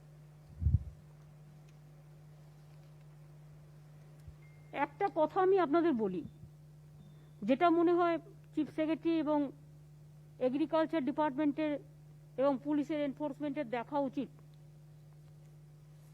আগে আলু বলুন, পেঁয়াজ বলুন, লঙ্কা বলুন, তরমুজ বলুন, যাই হোক, এই সমস্ত এসেন্সিয়াল জিনিসগুলো, যেগুলো, তরমুজটা আমি এমনি বললাম ক্যাজুয়ালি মিলিয়ে, এসেন্সিয়াল যে জিনিসগুলো রাজ্যের হাতে পাওয়ার থাকার ফলে আমরা কিন্তু টাইম টু টাইম প্রতি মাসে মিটিং করতাম এবং কোথায় কম আছে, কোথায় রাখতে হবে, কখনো কখনো বেশি দাম বাড়লে আমরা সাবসিডি দিতাম, আমরা সুফল বাংলা থ্রুতে বিক্রি করতাম, আলু পেঁয়াজ টিয়াজ সবই আমরা করেছি একসময়, এমনকি মাছও করেছি। এখনো আমরা কিছুটা করে যাচ্ছি, কারণ আমরা প্যান্ডামিক শুরু হওয়ার আগে পর্যন্ত, এই আইনটা শুরু হওয়ার আগে পর্যন্ত প্রায় 40,000 মেট্রিক টন আলু আমরা প্রকিওর করে রেখে দিয়েছিলাম, তার থেকে আমরা 25 টাকা করে সুফল বাংলায় এখনো দিই। কিন্তু সেন্ট্রাল গভর্নমেন্ট যে আইনটা করেছে তাতে এসেন্সিয়াল কমোডিটিস রাজ্যের হাত থেকে কেড়ে নিয়েছে, এবং খুব দুর্ভাগ্যের বিষয়, গভীর উদ্বেগের বিষয় এবং চিন্তার বিষয় যে আজকে আলু পেঁয়াজের উপরে কোনো কন্ট্রোল সেন্ট্রাল গভর্নমেন্ট করতে পারছেন না, রাজ্যকেও করতে দিচ্ছেন না। ফলে 34, 35, 40 দাম বেড়েই যাচ্ছে, যে যা ইচ্ছে করে যাচ্ছে। আমি ভেবে পাচ্ছি না হঠাৎ এসেন্সিয়াল কমোডিটিসের উপর হাত পড়লো কেন। আমরা একমাত্র রাজ্য, এখান থেকে কিন্তু কেন্দ্রীয় সরকার চালটা চাষিদের থেকে কেনে না, আমরা কিন্তু ফুড ডিপার্টমেন্ট থেকে চালটা প্রকিওর করি, ডাইরেক্ট চাষিদের থেকে কিনি, তাতে চাষিরা দামটা পান এবং তাদের মাঠে যে চাষটা করেন সেই চাষটা সুরক্ষিত থাকে। কিন্তু যেসব নিয়মগুলো সেন্ট্রাল গভর্নমেন্ট এখন করে দিয়েছে, এই একদিকে কোভিড চলছে আর একদিকে ওনাদের আইন চলছে গায়ের জোরে, এইসব বিলে তো কোনো ভোটিং টোটিংও হয়নি, অনেক বিলে গায়ের জোরে পাশ করে দিয়েছে আইন। ফলটা কি হয়েছে? আলুর কিলো কত, জবাব দেবে কে?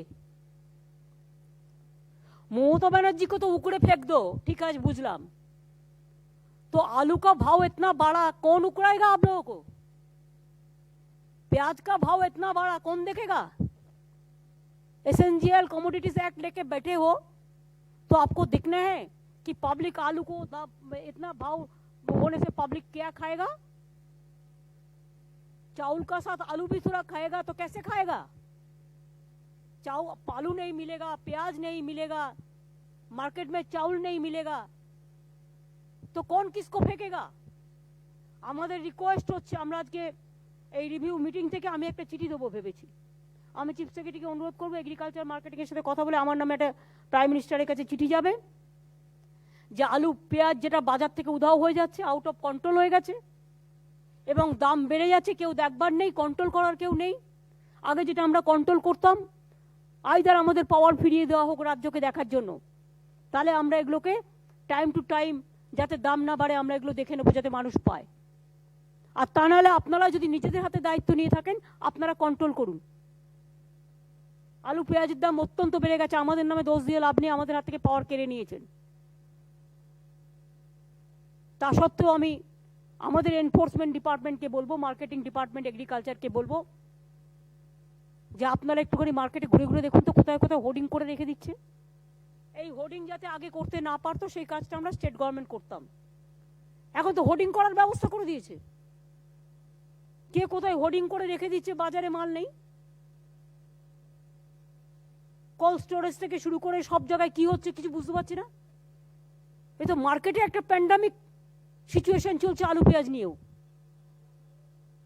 হ্যাঁ, আর এখন মামলা কৃষি মামলা করতে হবে না, কোর্ট না, আইনটাই তো করেছে হোর্ডারদের প্রোটেকশন দেওয়া, হোর্ডারদের প্রোটেকশন দেওয়ার জন্য, ব্ল্যাক মার্কেটিয়ারদের প্রোটেকশন দেওয়ার জন্য এটা হয়েছে। এই আইনটা পুরোপুরি অ্যান্টি পিপল, এবং সেই জন্য আমার একটা চিঠি যাবে যে either you withdraw from this you allow state government to do the jobs, অনেক স্টেট গভর্নমেন্ট বলেছেও, আদারওয়াইজ ইউ কন্ট্রোল ইট। আমার কোনো প্রবলেম নেই, আমি আলু চাই বাজারে লোক সস্তায় পাক, ন্যায্য দামে পাক। আমরা চাই পেঁয়াজ লোক বাজারে সস্তা দামে পাক, লঙ্কা সস্তা দামে পাক, চাল সস্তা দামে পাক, জিনিসপত্র সস্তা দামে পাক। একেতে কোভিডের নামে কাজ বন্ধ, কোভিডের নামে কত লোকের এমপ্লয়মেন্ট চলে গেছে, গরিব লোকেরা কাজে যেতে পারে না, বেকারি বেড়ে গেছে সারা দেশে, মাইগ্রেন্ট ওয়ার্কাররা না খেতে পেয়ে মারা যাচ্ছে। আর এই অবস্থায় আলু পেঁয়াজের দামগুলো, আলু পেঁয়াজের সমস্তগুলো নিয়ে নিয়েছে সেন্ট্রাল গভর্নমেন্ট হাতে, তো কি করবে? তো আমার ঘরের মধ্যে গিয়ে রান্নাটাও কি তারা করে আসবে নাকি? আইনটা কি, সংবিধানটা কি? আমার একটা ঘর আছে, এটা আমার ব্যক্তিগত অধিকার, আমার অধিকার, এই ঘরটা আমার। আমি কোথায় রান্নাঘর করব, কোথাও বাথরুম করব, কোথায় ড্রয়িং রুম করব, আমি কি খাবো, কি রান্না করব, এটা আমার এখতিয়ার, আমার অধিকার। সেখানে যদি ভেতরে ঢুকে গিয়ে বলে যে কেউ যে না তোমার রান্নাঘর এখানে হবে না, তুমি এখানে রান্না করতে পারবে না, তুমি এই খাবারটা খেতে পারবে না, তুমি এখানে ঘুমোতে পারবে না, তুমি তোমার ঘর থেকে বেরিয়ে যাও, তাহলে আমি গিয়ে থাকবোটা কোথায়? আমাকে তো অল্টারনেটিভ অ্যাকোমোডেশন দিতে হবে যদি তুমি আমাকে এভিকশন করো। তো অল্টারনেটিভটা কোথায়, অপশনটা কোথায়?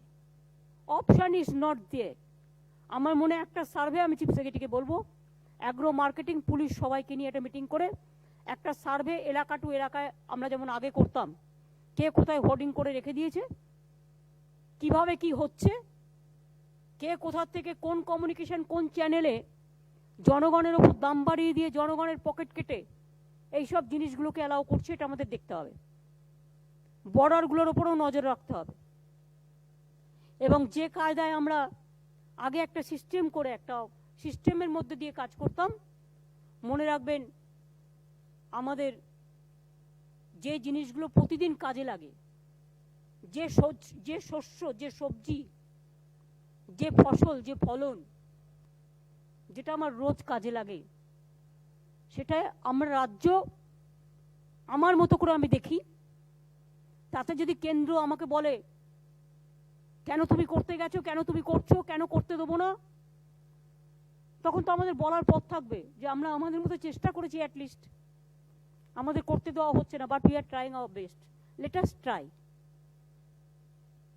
ডিসেম্বর মাস পর্যন্ত আমি জানি 25 টাকা পর্যন্ত করে সুফল মার্কেটে আপনারা দিতে পারবেন, তার বেশি কোল্ড স্টোরেজে নেই। সব সেন্ট্রাল গভর্নমেন্ট নিজের মতো করে এখতিয়ার করে সব অ্যালাউ করে দিয়েছে কালোবাজারি আর যারা জোরদার এবং কি যেন বলে যারা ওগুলো সব রেখে দেয়, জোরদার মজুদদার কালোবাজারি, এই জায়গাটাকে প্রোটেকশন দেওয়া তো উচিত নয় মনে করি আমি গভর্নমেন্টে।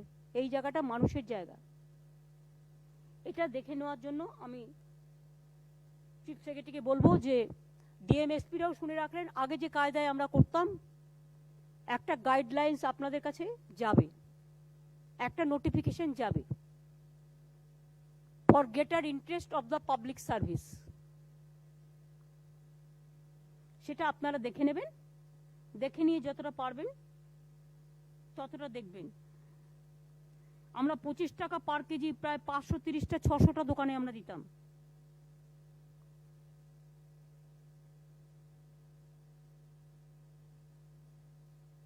এবং এখানে কোনো উপায় নেই, either central government take over করে, যেটা টেক ওভার করেছে সস্তায় মানুষকে জিনিস দিক, তা নাহলে আমাদের হাতে ছেড়ে দিক, এর বিকল্প কিছু আর নেই। তা নাহলে লোকে কিন্তু না খেতে পেয়ে মারা যাবে। একেতে কোভিডের অত্যাচার, তারপরে কালোবাজারি জোরদার মজুদদারদের অত্যাচার, সব অত্যাচার কত মানুষ সহ্য করবে, এটা একটু দেখে নিতে আমি বলবো। একটা ঠিক যে আমাদের ডিএমএসপিদেরও অনেক মিটিং হয় এবং তারাও প্রায় ভিডিও মিটিং করে, এমনকি ভিডিওরাও আছেন যারা, বা আমাদের এসডিও বা প্রিন্সিপাল সেক্রেটারি বিভিন্ন ডিপার্টমেন্টের আছে। কিছু ডিপার্টমেন্ট আছে তারা কিন্তু 24 আওয়ার্স কাজ করেন, বাট কিছু দেয়ার আর সাম ডিপার্টমেন্ট যাদের কাজ কম, তাদের দোষ নেই, কাজটা তাদের কম থাকে, কিন্তু কাজ কম থাকলেও আপনি কিন্তু কাজের মধ্যে কাজটা খুঁজে বের করে নিতে পারেন। এই জন্যই তো ভিশনের প্রয়োজন, এই জন্যই তো ইনোভেশনের প্রয়োজন। ধরুন সুব্রত, তুমি এখানে বসে আছো, তুমি অনেক সিনিয়র লোক, দুদিন বাদে অ্যাডিশনাল চিফ সেক্রেটারি হয়ে যাবে। তুমি আমায় বলো তোমার হর্টিকালচারটা, তোমার দিয়ে তুমি অনেক কাজ করতে পারো, বাট তোমরা ইনোভেশন দিয়ে কতটা করতে পেরেছো? তোমার লাইন ডিপার্টমেন্ট কি করছে? ম্যাডাম, আমাদের এই মাটির সৃষ্টি প্রকল্পে আমরা অনেকগুলো কাজ ইনিশিয়েটিভ নিয়েছি। দুটো জেলায় হয়েছে ভাই, অন্য জায়গায় হচ্ছে না, ইনিশিয়েটিভ নাও। 6টা জেলায় ম্যাডাম আমরা করেছি মাটির সৃষ্টি। আর মাটির সৃষ্টি যেখানে হচ্ছে না সেখানে আমরা ম্যাডাম অন্য ডাইরেক্টলি ফার্মারদের কাছে যাতে স্যাপলিং পৌঁছে যায় ভালো কোয়ালিটি, সেটা আমরা ইনিশিয়েট করেছি এবং ভালো ডিস্ট্রিবিউশন হয়েছে ম্যাডাম। দেখো আমাদের এখানে চাষিরা আমাদের গর্ব। স্বর্ণালী ধান তোমরা দেখছো, এমনকি নোনা জলেও ধান তৈরি করার পরিকল্পনা করা হয়েছে। সুতরাং তোমাদের হাতে কিন্তু অনেক আছে। অর্কিড আগে শুধু কালিম্পংয়ে দেখতাম, কার্শিয়াংয়ে দেখতাম, আজকে আমি যখন মালদায় গিয়ে দেখি, আজকে আমি যখন নদিয়ায় গিয়ে দেখি, তখন আমি ভাবি এরা মাথার থেকে বুদ্ধি বের করে এটা তো করেছে। ঠিক। চেক ড্যাম পরিকল্পনাটা, সেলিম যখন নদিয়ার ডিএম ছিল তখন ওই চেক ড্যাম পরিকল্পনার মধ্যে দিয়ে ওইখানে যে নদীটা আছে চুন্নি নদী, ও দুপাটটা বাদিয়েছিল। তারপরে আমরা 500 কোটি টাকা চেক ড্যাম করেছি, করে আমরা বন্যার জল অনেকটা আটকানোর চেষ্টা করেছি। এইগুলো তো পরিকল্পনা, নিউ ভিশন, নিউ ইনোভেশন। এইটা যে ডিপার্টমেন্টগুলো যাদের কাজ কম তাদের জন্য আমি বলবো।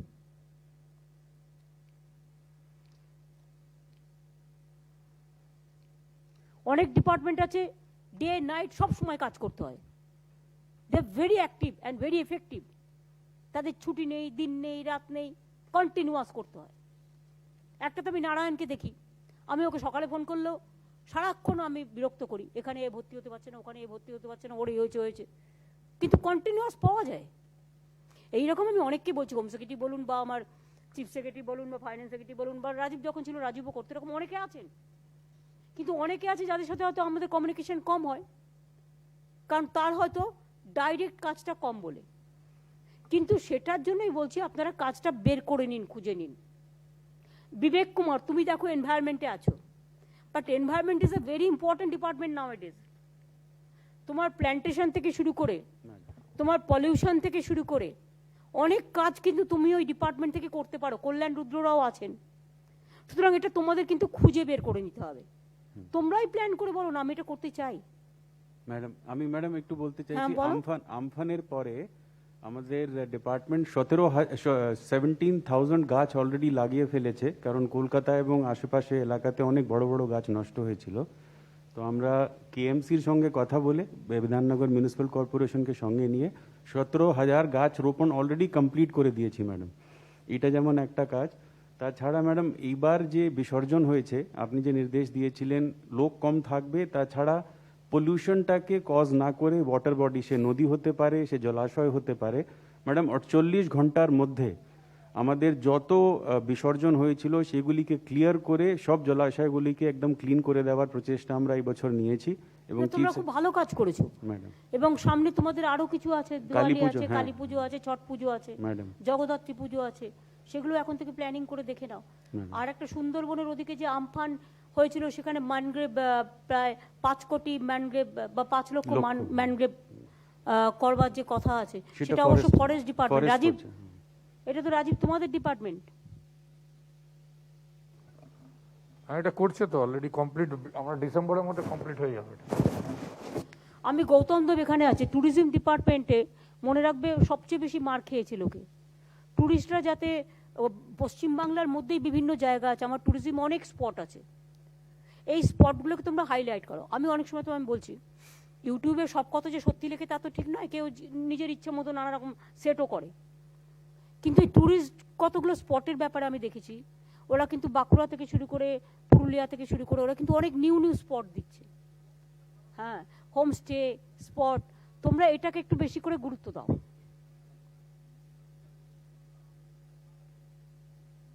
পাহাড়ে এখন বুকিং হচ্ছে ওরা, কিন্তু তোমার তরাই ডুয়ার্স পাহাড় থেকে শুরু করে আমি দিদি এই পিরিয়ডে টোটাল বেঙ্গলটা ঘুরে নিলাম। লকডাউন থাকতো আগের দিন চলে যেতাম, গিয়ে জায়গাগুলো পুরো বেঙ্গল ঘুরেছি, 2টো জায়গা বাদ দিয়ে সব জায়গাতে আমি ঘুরে নিয়েছি দিদি। হোমস্টেটা খুব ভালো হচ্ছে এবং এটা আমাদের আগামী দিনে ফিউচার, নতুন নতুন অফবিট জায়গা। গৌতম, আরেকটা আমার মাথায় যেটা এসছে, যেমন কালকে আমি তাঁতিদের সাথে কথা বলছিলাম, ধরো ডোকরা শিল্পীর সাথে কথা বলছিলাম, বা অন্যান্য কমিউনিটি যারা এসেছিলেন বিভিন্ন কাজকর্ম করে। আগে আমাদের কত মেলা হতো, সেলফ হেল্প গ্রুপ থেকে শুরু করে এনজিও থেকে শুরু করে তারা মেলাতে জিনিস বিক্রি করে তার ইনকামটা হতো। আজকে ধরো কোভিডের জন্য দোকানও খুলতে পারেনি, মেলাও হয়নি, স্বাবলম্বী মেলা টেলা এগুলো কিছুই হয়নি। তোমাদের যেগুলো ট্যুরিস্ট স্পট আছে, সেই ট্যুরিস্ট স্পটের কাছাকাছি একটা ডিস্টেন্সিং মেনটেন করে যদি এই যে যারা লোকাল জিনিসপত্র তৈরি করে তাদের একটু প্রমোট করার জন্য একটা প্ল্যানিং তৈরি করো। ঠিক আছে দিদি। You sit with cottage department, আমার মনে কটেজ ইন্ডাস্ট্রিজ এমএসএমই ডিপার্টমেন্টের সাথে বসে এটা একটা প্ল্যানিং করো। হ্যাঁ, এটা হ্যান্ডিক্যাপসের জিনিসগুলো খুব ভালো বিক্রি হয়। রাজীব, তুমি একটা এমএসএমই কে নিয়ে, ইয়েস বলো। আমাদের ইতিমধ্যে আমরা এমএসএমইর সঙ্গে বসে 6টা ট্যুরিস্ট লজের মধ্যে আমরা একটা এরিয়া চিহ্নিত করেছি, ওদের সঙ্গে আমরা যৌথভাবে ওখানে হ্যান্ডিক্রাফটস ইত্যাদি ডিসপ্লে করব আর্টিসানসদের। আর আমাদের 14টা ট্যুরিস্ট প্রপার্টি আমরা লোকেট করছি, যেটা আমরা আইএনসিএ ডিপার্টমেন্টের সঙ্গে কাজ করছি। ওখানে আমাদের লোকপ্রসার শিল্পীদেরকে নিয়ে আমরা একটা স্টেজে ওদেরকে 3 দিন, আমি তোমাদের একটা প্ল্যান দিচ্ছি, ট্যুরিজম ডিপার্টমেন্ট আইএনসিএ ডিপার্টমেন্ট যেটা করতে পারে, ধরো আমাদের গভর্নমেন্টের যে অ্যাক্টিভিটিসগুলো এটাকে প্রজেক্ট করে এক একটা ব্লকে এক একটা মেলা করো বা এক্সিবিশন করলে তুমি, সেখানে গভর্নমেন্টের জিনিসগুলো যেমন প্রজেক্ট হলো, তেমনি তুমি মেলা করার মানে সেখানে কিছু দোকান এসে বসলো, কিছু লোক সেখানে একটু মানে ডিস্টেন্সিংটা মেনটেন করে একটা সিস্টেম মেনটেন করে সব জায়গায় কিন্তু হতে পারে। কারণ শীতকালটা তো মেলার সময়, যেমন জয়দেবের কেন্দুলির মেলাও হয়, তোমার বই মেলাও হয়, এগুলো বড় বড়, ছোট ছোট তো অনেক হয় গঙ্গাসাগর মেলা থেকে। এখন থেকে প্ল্যানিং করো যাতে ডিসেম্বর মাস থেকে তোমরা, ডিসেম্বর জানুয়ারি এই 2টো মাস এই মেলা টেলার মধ্যে দিয়ে তুমি যেমন তোমার গভর্নমেন্টের কাজেরও প্রচার করবে, তেমনি অ্যাট দ্য সেম টাইম গরিব লোকেরা তাদের জিনিসগুলো যাতে বিক্রি করতে পারে সেটার দিকে একটা নজর দিতে হবে, তাতে কিন্তু ট্যুরিজমটা ভালো হবে। আর একটা আমি যেটা বলবো যে এমএসএমই এটা ডিজাস্টার ডিপার্টমেন্টের, কালকে তার সাথে যারা এসেছিল তারা বলছিল আমরা যেমন ওদের 3 বছরের অর্ডার একসাথে করে দিয়েছি, তাই তো 3 বছর যত কাপড় জামা তৈরি করবে গভর্নমেন্ট কিনে নেবে ফর ডিজাস্টার পারপাস। এবছরের অর্ডারটা এখনো দেওয়া হয়নি, এটা স্বপন দেবনাথের ডিপার্টমেন্ট, এটা আমরা সিস্টেম কিন্তু আমাকে দিয়ে করিয়ে নিয়েছিল 3 বছর করে করে, 19-20 পেয়ে গেছে, 20-21-এরটা এখনো অর্ডার যায়নি, দিয়ে দাও, তাহলে যেগুলো ওদের সংরক্ষিত আছে সেটা ডিজাস্টার নিয়ে নেবে। হ্যাঁ, 21-এর অর্ডার দিয়ে দেওয়া হয়েছে, 21-এর অর্ডার দিয়ে দিয়েছে। আরো দেখে নাও তাদের কাছে কত মজুত আছে, সেই মজুদ জিনিসটা দেখো। আমার তো ডিজাস্টারে লাগে, পুজোয় লাগে, ঈদে লাগে, আমার বন্যায় লাগে, বিভিন্ন কাজে লাগে। তাছাড়াও ধরো আমরা যদি ওদের কিছু মার্কেটিং এর ব্যবস্থা করে দিই, আমরা ধরো নিজেরা কিছু মেলা অর্গানাইজ করলাম ট্যুরিজম ডিপার্টমেন্টকে দিয়ে, সাপোজ আইএনসি অত টাইম পারবে না, এটা এমএসএমই আর ট্যুরিজম ডিপার্টমেন্ট জয়েন্টলি বিভিন্ন জায়গায় ইম্পর্টেন্ট তীর্থক্ষেত্র, ইম্পর্টেন্ট মানে ট্যুরিস্ট স্পট আশেপাশে একটা করে যদি মেলা যদি আমরা করি তাহলে কিন্তু অনেকের জিনিস বিক্রি হবে। ধরো তুমি চিড়িয়াখানা, সাপোজ আমি তোমাকে একটা বলছি, চিড়িয়াখানার কাছে অত জায়গা নেই, এবার তুমি একটু খুঁজে নেবে একটু আশেপাশে কত লোক যায় চিড়িয়াখানাটা, না এখন তো বন্ধ আছে, যখন চালু হয়ে যাবে দেখবে তুমি, যেমন তোমার ইকো ট্যুরিজম পার্ক কত লোক ভিজিট করতে যায়, ওখানে তো আছে ওদের অলরেডি বিশ্ব বাংলা হাট, কিন্তু পাশাপাশি যদি তোমরা একটা মেলা করে দাও দেখবে যাদের এই শাড়ি টাড়িগুলো বিক্রি টিক্রি হয়নি এরা কিন্তু বিক্রি করতে পারবে, এদের একটা বিক্রি করার ব্যবস্থা করে দাও। এইরকম একটা সার্ভে হওয়া উচিত আমার মনে হয়, আলাপন দেখে নাও। ডিএমদের কাছে আমি রিকোয়েস্ট করছি, ডিএমরা ব্লক ওয়াইজে বিডিওর কাছ থেকে একটা করে রিপোর্ট নিন যে এইরকম যারা হস্তশিল্প আছে, তাঁত শিল্প আছে, কৃষি শিল্প আছে, যারা মার খেয়েছে বিকজ তাদের জিনিসটা পড়ে আছে বিক্রি হয়নি কিন্তু তাদের অসুবিধে হচ্ছে, যদি আমরা কিছু কিছু হেল্প করতে পারি, আমরা কৃষি মেলা করতে পারি, লেট আস ডু দ্য কৃষি মেলা, তাঁত মেলা, আমার হাতের জিনিস তৈরি মাটির জিনিস, তারপরে তোমার ডোকরা যেগুলো আছে এই সমস্ত হস্তশিল্পের মেলা, এইভাবে এটা আইএনসি ডিপার্টমেন্ট শান্তনু আর নন্দিনী, গৌতম দেব, ইন্দ্রনীল আর ফাইন্যান্স, হোম সেক্রেটারি ফাইন্যান্স আর চিফ সেক্রেটারি, তোমরা বসে এটা একটু ভালো করে ধ্যান দাও, আমার মনে হয় কাজটা হবে। ম্যাডাম আমি 10 সেকেন্ড একটু ইন্টারাপ্ট করছি। আপনি যে পরিকল্পনাটা দিলেন এটা ইতিমধ্যেই আপনি বিগত বছরগুলোতেও দিয়েছিলেন এবং আমরা বাংলা মোদের গর্ব এই শিরোনামে আমরা বিভিন্ন জেলায় করেছি। এবারে আপনি যেটা বললেন এটাকে আরেকটু ব্যাপকভাবে আরো নাম্বার অফ আর্টিজান বাড়িয়ে আমরা করব এবং অলরেডি এই আর্টিজানদের যেটা বলছেন আমাদের প্রিন্সিপাল সেক্রেটারি তো বললো এটা আমরা ব্যাপকভাবে করব। তাছাড়াও আমাদের অনেক সেলফ হেল্প গ্রুপ আছে, রাইট, আমাদের কর্মতীর্থ আছে, রাইট, সেলফ হেল্প গ্রুপ যারা রেজিস্টার্ড, যারা পাচ্ছে অলরেডি, আবার অনেকে আছে রেজিস্টার করেছে কিন্তু কাজ পাচ্ছে না, তাদেরকেও ইনভলভ করতে হবে।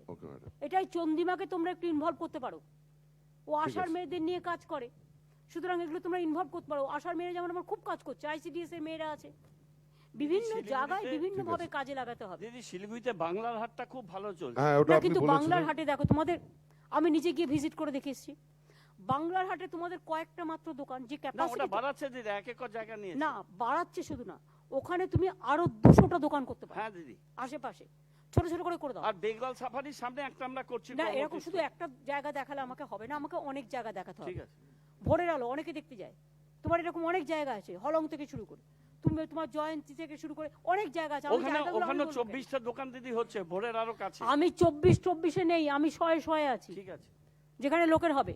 আর একটা হচ্ছে আমরা অলরেডি কোঅপারেটিভ ব্যাংক থেকে আমরা 2 লক্ষ ছেলে মেয়েদের টাকা দেবো, ব্যাংক ঋণ দেবো, তারা একটা করে বাইক পাবে, সেই বাইকের পেছন দিকটায় একটা করে কোল বক্স থাকবে, তাতে সে মাছ বিক্রি করতে পারে, তাতে সে ওই বাইকটা নিয়ে গিয়ে পাড়ায় পাড়ায় শাড়ি বিক্রি করতে পারে, সেটাকে অল্টারনেট করে নিয়ে, যার কোল বক্স প্রয়োজন সে কোল বক্স নিক, যার কোল বক্স প্রয়োজন নেই গোল বক্স নিক, মানে আমি বলছি কথার কথা, ধরো সে মাছ বিক্রি করবে না, সে শাড়ি বিক্রি করতেই পারে। একটা বাইকে পেছনে 20টা শাড়ি নিয়ে একটা পাড়ায় গেল, ও দিদি শাড়ি নেবেন, অনেকে পছন্দ করে এসব, বুদ্ধি খরচ করুন।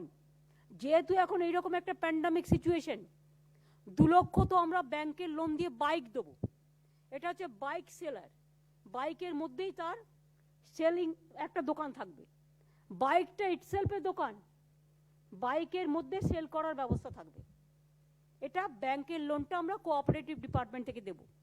আবার অনেকে আছে যারা নিজের পয়সা দিয়ে করতে চায়, তারা আইডিয়াগুলো কাজে লাগান না, তারাও আইডিয়াগুলো কাজে লাগাতে পারেন। অনেকে আছে এখন যেহেতু প্যান্ডামিক টাইপের সিচুয়েশন এবং অনেক মানুষের কাছে কিছু জিনিস পড়ে আছে, ধরুন একটা খোলা ম্যাটাডোরে সে একটা দোকান সাজালো, একটা টেম্পোরারি জায়গায় গিয়ে, যেখানে পার্মানেন্ট স্ট্রাকচার করবে না, বাট যেখানে হয়তো লোক বেশি জমায়েত হয়, সেখানে কিছু শাড়ি নিয়ে গিয়ে বিক্রির ব্যবস্থা করলো। এগুলো তো জেলা হেডকোয়ার্টারে বা হেডকোয়ার্টারে হতে পারে। তার জন্য কি করতে হবে, এটা হচ্ছে এই এমএসএমই সেক্টরকে, ট্যুরিজম সেক্টরকে বসে একটা আইএনসিএ কে বসে একটা প্ল্যানিং তৈরি করতে হবে। আর এই প্ল্যানিংটা যদি আপনারা করতে পারেন, আপনার যা এমপ্লয়মেন্ট জেনারেশন হয়েছে, এমনকি এই এর মধ্যেও কত হয়েছে আমাদের এমপ্লয়মেন্ট জেনারেশন এই কোভিডের মধ্যেও। ম্যাডাম, এমএসএমই থেকে আমরা যে ম্যাটেরিয়াল প্রডিউস করলাম, মাস্ক এবং পিপিই গুলো এবং ফেস শিল্ড এটসেট্রা, স্যানিটাইজার, এগুলো ম্যাডাম 40 লাখ ম্যান্ডেজ আমরা জেনারেট করেছি ইতিমধ্যে। 40 লাখ ম্যান্ডেজ জেনারেট করেছি মানে অনেক কর্মসংস্থান হয়েছে। সেই রকম শুধু তো এমএসএমই নয়, সব সেক্টরই আছে। মাটির সৃষ্টিতে প্রচুর কর্মসংস্থান হয়েছে। যেমন এই যে আমি বলছি 1,50,000 লোককে 100 দিনের কাজে কনভার্জেন্সের মধ্যে দিয়ে ইনভলভ করা হয়েছে। সেই রকম ধরুন আজকে লাস্ট 10 ইয়ার্সের মধ্যে আমরা এগুলো করতে করতে আজকে আপনারা চোখে দেখতে পাচ্ছেন না, কারণ বেঙ্গলের মিডিয়া সবসময় বিরোধিতাটাই করে বেশি, পক্ষে লেখে না। পক্ষে লিখলে কিন্তু লেখার অনেক আছে। আমি কেন বলছি তার কারণ হচ্ছে, দেখুন 10 বছরে আমরা কিন্তু 29 লক্ষ মানে আমরা এমপ্লয়মেন্ট ক্রিয়েট করেছি। এটা হচ্ছে চোখে দেখা যাবে না। শুধু লোহা কংক্রিটে কাজ হয়, শুধু কংক্রিট স্টিলে আর লোহায় কাজ হয়? তাছাড়া কত কাজ আছে যাতে সাধারণ মানুষ চাকরি করে, কত এমপ্লয়মেন্ট জেনারেশন হয় আনঅর্গানাইজ সেক্টরে। ধরুন আমার এমপ্লয়মেন্ট ক্রিয়েটেড ইন এমএসএমই সেক্টরে 29 লাখ, লাস্ট 10 ইয়ার্সে আমার 29 লাখ এই আনঅর্গানাইজ সেক্টরে বিশেষ করে আমার এমপ্লয়মেন্ট ক্রিয়েটেড হয়েছে। তারা কিন্তু রোজ কাজ করে। এমপ্লয়মেন্ট ক্রিয়েটেড এমএসএমই সেক্টরে হয়েছে 21 লাখ। আমার এমপ্লয়মেন্ট ক্রিয়েটেড হয়েছে হ্যান্ডলুম সেক্টরে 3 লাখ, তাঁত বনে তাঁত করে এবং তাছাড়াও মিসলেনিয়াসে আরও 5 লাখ। লেদারেই তো আমরা 5 লক্ষ লোকের কাজের ব্যবস্থা করেছি বানতলা। এইভাবে হাওড়া, ডুমুরজলা থেকে শুরু করে হাওড়া, এই সমস্ত জরিপাক থেকে শুরু করে এগুলো তো সব কত ক্লাস্টার হয়েছে। এবং নেক্সট 3 বছরে আমাদের প্ল্যান কি আছে জেনে নিন। তো এই প্ল্যানটা কাজে লাগাতে হবে তো। নেক্সট 3 ইয়ার্সে ডিএমরা যারা আছেন তারা জেনে রাখুন, this is your game plan. ডিপার্টমেন্টও যারা আছেন, ইন নেক্সট 3 ইয়ার্স আমার 35 লাখ আমাকে এমপ্লয়মেন্ট এই আনঅর্গানাইজ সেক্টরে, অর্গানাইজ সেক্টরে say teacher appointment, police appointment, health appointment, doctors appointment, nurse appointment, এগুলো তো চলছে। এগুলো ছাড়াও এগুলো এক্সট্রা। এটা হচ্ছে যেটা ইন নেক্সট 3 ইয়ার্স আমাকে 35 লক্ষ এমপ্লয়মেন্ট জেনারেশন করবার আনঅর্গানাইজ সেক্টরে প্ল্যান করা হয়েছে, including some industrial sector. MSME সেক্টরে দেওয়া হয়েছে 15 লক্ষ target. Employment in other industries including IT 5 lakh.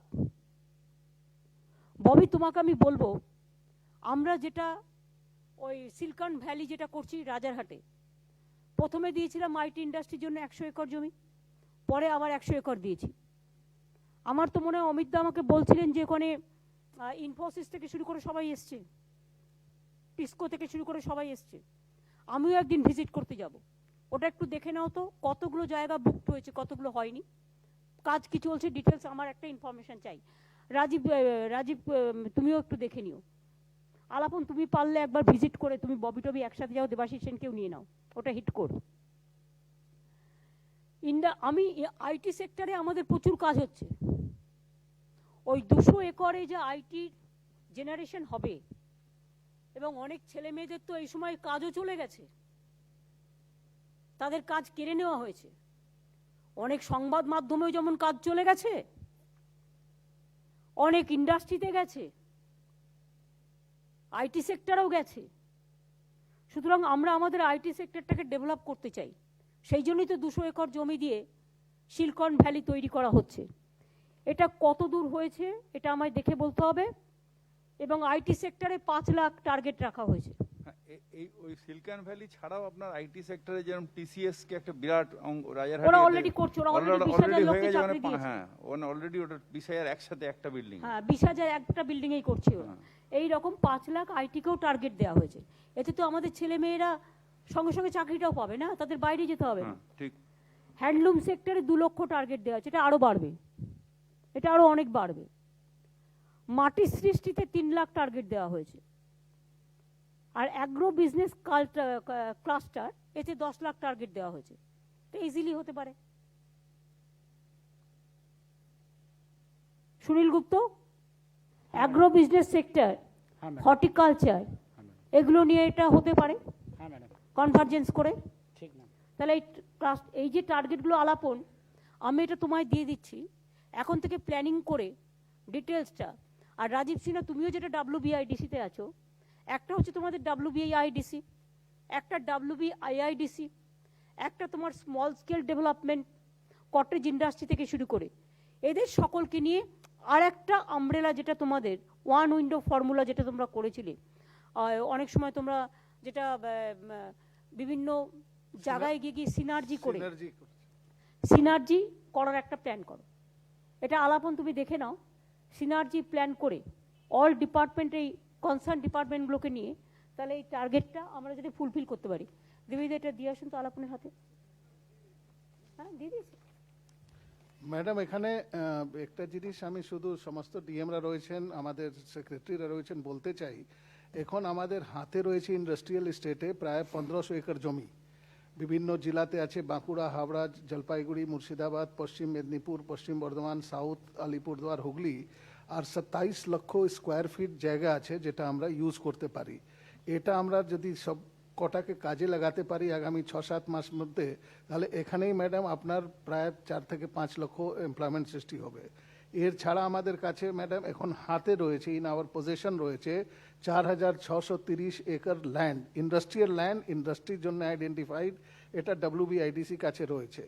এটা ডিএমরা যদি নিজে নিজে জেলাতে চেম্বার অফ কমার্স সঙ্গে যারা ব্যবসায়ী রয়েছে তাদের সঙ্গে বসে যদি মিটিং করেন, এই ল্যান্ড পুরো ডিটেল আমি সব চিফ সেক্রেটারিকে দিয়ে দেবো, উনি সব জেলা শাসককে দিয়ে দেবেন, যাতে এই ল্যান্ডটাকে ইউটিলাইজ করা হোক, ইন্ডাস্ট্রিয়াল পার্ক করে দেওয়া হয়েছে। চিফ সেক্রেটারি তুমি শুনলে রাজীব কি বললো, তুমি এবার ডিএমদের বলে দাও, এবং ডিএমরা যেখানে এই কাজগুলো করবেন সাথে এসপিদেরও নেবেন, আর এসপিরা যেখানে কাজগুলো করবেন আইসিদেরও নেবেন, বিডিওদেরও নেবেন, লাইন ডিপার্টমেন্টের যারা হেড আছে জেলায় তাদেরও নেবেন।